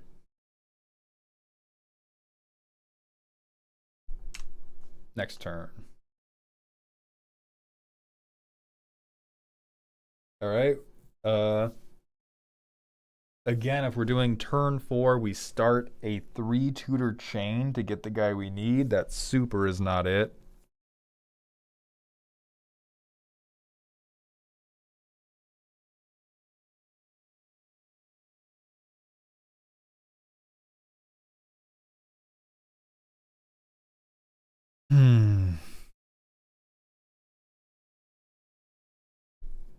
Yeah. Okay. New game. God bless. We have step through. So turn 1. Oh, we just naturally draw him. Okay. We ponder.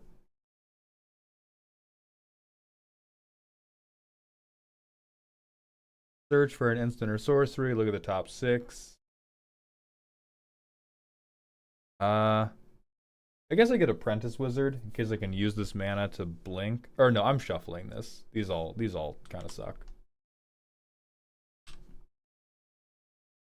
Turn 2, nothing. Turn 3, okay. I allow tokens and zones.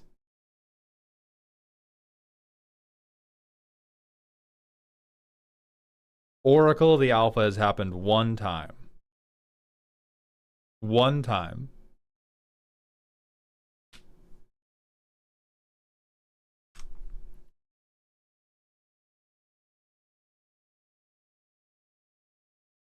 We go Oracle 2 times. So what happens if someone shoots the bird? We pray to God for them to not do it.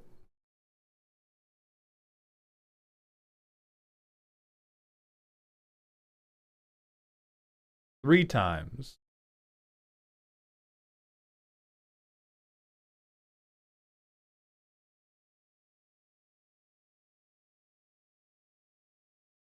Four times.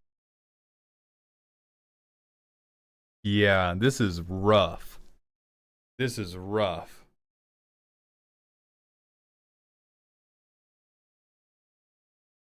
Yeah, antifreeze, but we don't have red mana.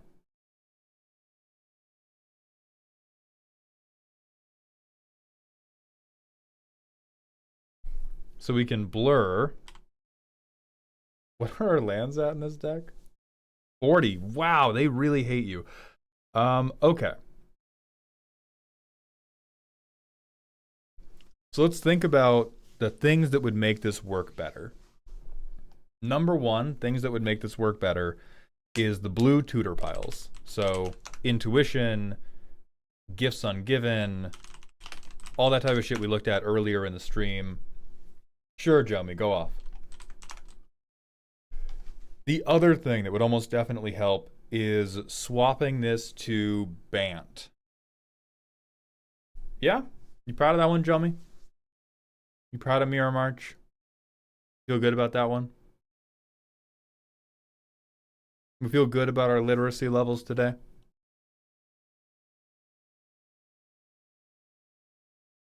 Anywho, swapping to Bant would probably help us a number of different ways because it would get us access to threats undetected. It would get us access to Worldly Tutor.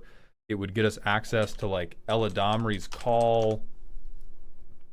Because most of your things, like the reason this is not working is we have one card in the deck that makes the deck work, and we have like almost no ways to we have almost no ways to tutor directly for it. What we have are a lot of very, very clever ways to tutor for a thing that tutors for a different thing that tutors for the card. That only works if that final card wins the game on the fucking spot. Oracle of the Alpha is like the first domino of like Fallout Boy leading to 9/11 or whatever that one domino effect thing is. It's 9/11 creating Twilight. This is your deck. But that your 9/11 attack is the bird getting resolved one time. So that means we can't support another second version of this meme happening where all of these tutors are the dominoes leading up to the 9/11 attack. We have to be able to get to the bird quicker. So to get to the bird quicker, if you go Bant, we have a million more creature tutors that we can play, and then you can be much more confident that turn one or two, we are finding this fucking bird. And then the rest of the game can be like cloning the bird, flickering the bird, da da da da da da da da. Let me look at Asperia. We cannot go down to Azorius. Absolutely not. I just said we have to get the bird in our hand on turn 1 or 2, and you said I should play a 5 mana flyer that on combat damage can flicker the bird. Madman. Under no circumstances.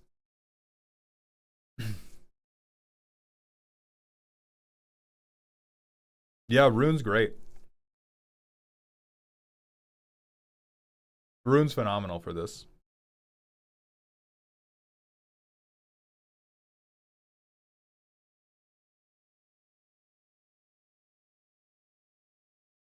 There, Nick, I'm going to be real with you. There is nothing that will make this deck more interesting for other players.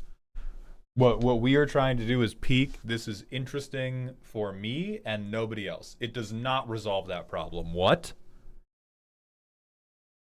It just makes us even slower. Yeah, this is Solitaire as a threat. Having one combat damage trigger is not going to change that because the bulk of the deck's play pattern is 6 turns of flickering my bird. It is 6 turns of flicking my beak. And if we give ourselves a commander that can tutor it off of combat damage, that is just like, I'm going to boop you on the nose and then go to the corner. We just have to accept what we are.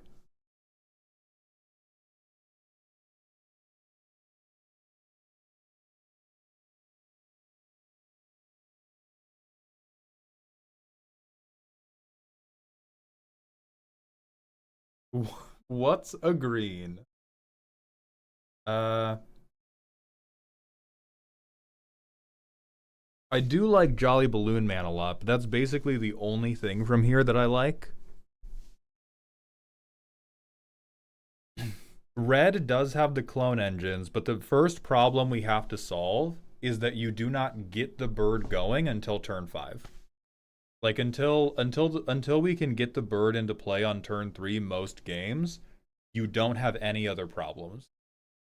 You have one problem, and that is you can't get the bird quickly enough. Like it's if we were talking about like sales, it's like your sales strategy, you only get 2 customers a day and you make them complete an obstacle course before you try to sell them on the product. And you're like, but the obstacle course is really, really funny. People really like it. Like they're customers for life. It doesn't matter. You only have 2 customers per day. For you, that is, my bird doesn't show up until turn 6. We have to solve the bird showing up on turn 6 first. And then we can think about, how do I soup this up after that? Right now, your problem is entirely finding the bird early enough. Like even this, we're going...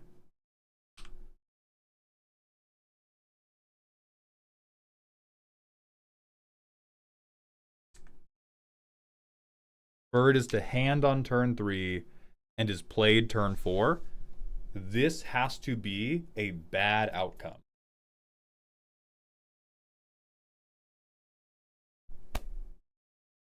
This has to be like... How are we finding Battle of Wits without white?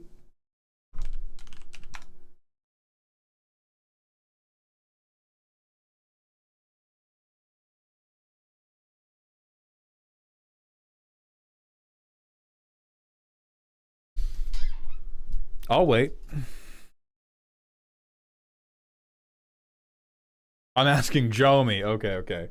Don't listen. Frozen, and anybody who signs up for a deck roast, if at any point you listen to chat instead of me, your deck is getting worse.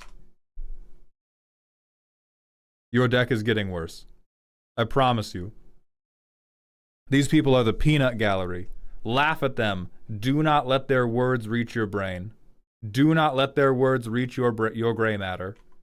It will unwrinkle in real time. Hello, Beeps. The deck does get sexier. Claire de Lune doesn't do anything, I don't think.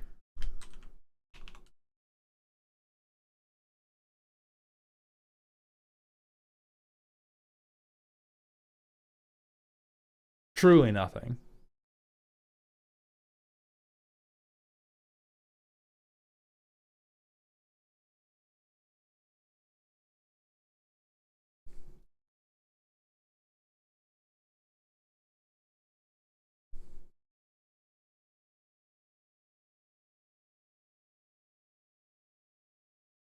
Yeah, chat is the Green Goblin mask, but they don't want world domination. They want shitty draft uncommons to be good. I think your only way forward is to swap to Bant. It doesn't have to be Ruin of the Hidden Realms. It probably should be Ruin of the Hidden Realms, but you need better tutors for your creature.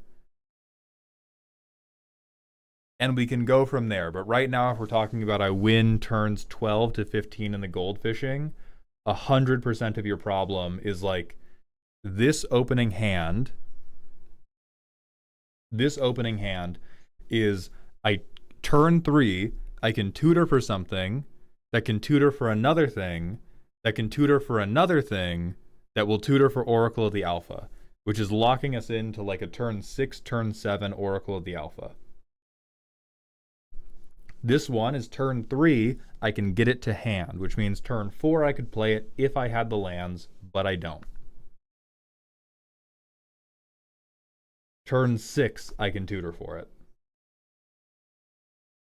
Turn 6, I can tutor for it. Turn 6, I can tutor for it. Turn 6, I can tutor for it. At this point, I'm keeping 1 card. And all of that is fixed the moment we can go Hey, worldly tutor. Like, let's tutor creature.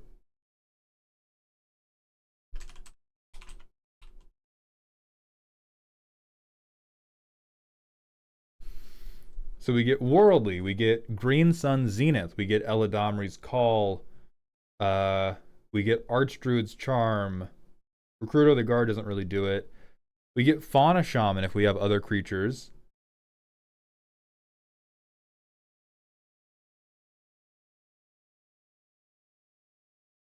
We get Sylvan Tutor. I'm trying to stay under $5 per card unless funny. You're probably fucked. Like 100%. You are probably locked into, if you want to stack budget as a restriction on top of this deck, which is already incredibly restrictive, it is not going to work. Fair enough. Where's my crack, boss? All your crack is just the cards that get the bird. Card get bird, good card. Card no get bird, bad card. Yeah, Formidable Speaker can do it.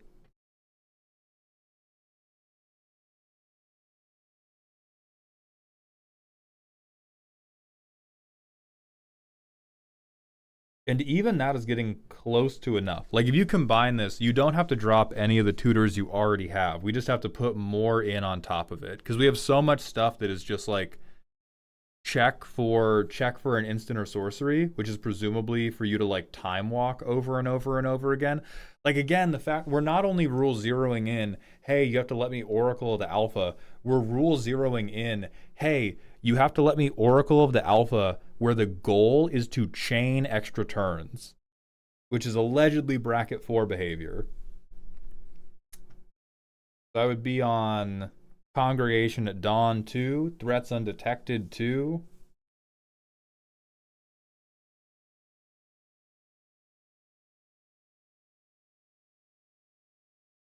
And then we get like close to enough tutors where we can be confident that we are pulling Oracle of the Alpha by turn 4. Oh wait, yeah, hold on. I don't want any cards over $5 other than the Power 9.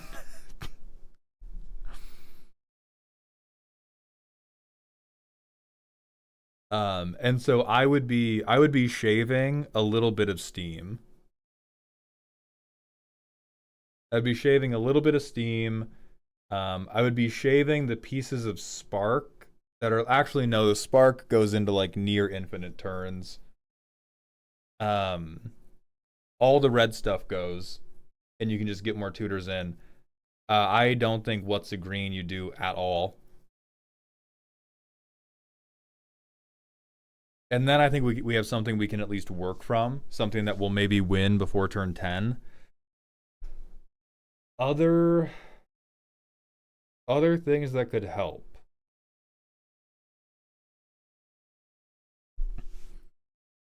Big, expensive, dumb spells that can help.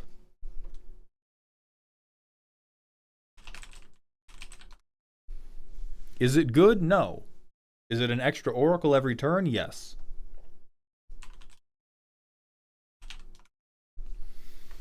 Is it good? Yes. Is it 5 oracles of the alpha? Also yes.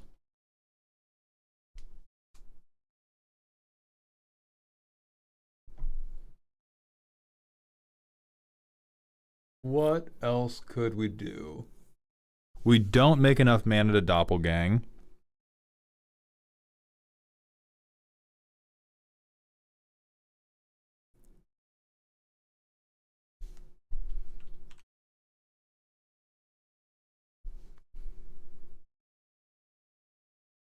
I like Progenitor Mimic.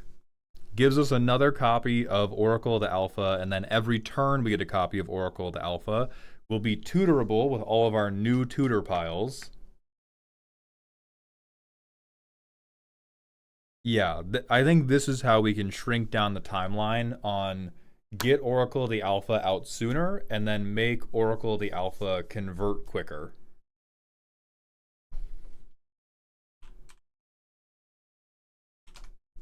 I think Starfield Vocalist is still worth looking at. For sure it is. You could even do Roaming Throne. Like we're cooking with so much. Like we're like we've got a diesel car and we're putting like week old McDonald's fryer engine in this bitch. I think if it is a creature and it doubles triggers, makes copies of Oracle the Alpha, or can flicker Oracle the Alpha, it can go in because that means it is tutorable with the tutor packages we are putting in the deck. We are dropping red, Joey Bug.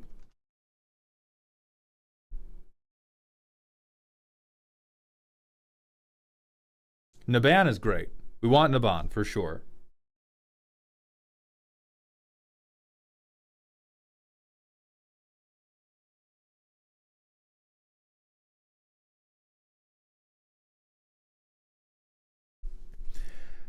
And at that point, our impossible dream begins to get a little bit more possible. I think right now we are crazy in the corner.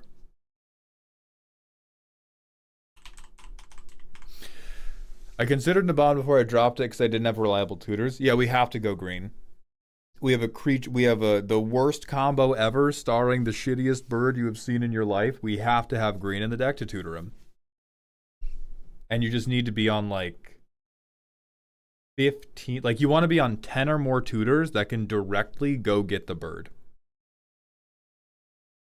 I considered mono blue, then blue white before for this deck. Yeah, no chance. No chance. We need the best cheating color in the game, which is green.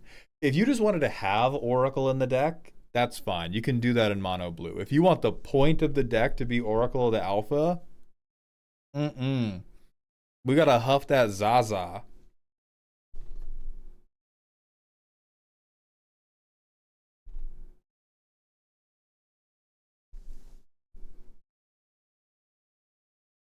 Secret Commander vibes? Yeah. It is a Secret Commander deck. Not in a way, in the way in which it is a Secret Commander, totally and truthfully. It's a Secret Commander in the way that it is that. Like, nothing about the deck does anything without the bird. This is quite possibly the most hardcore Secret Commander deck I have ever seen.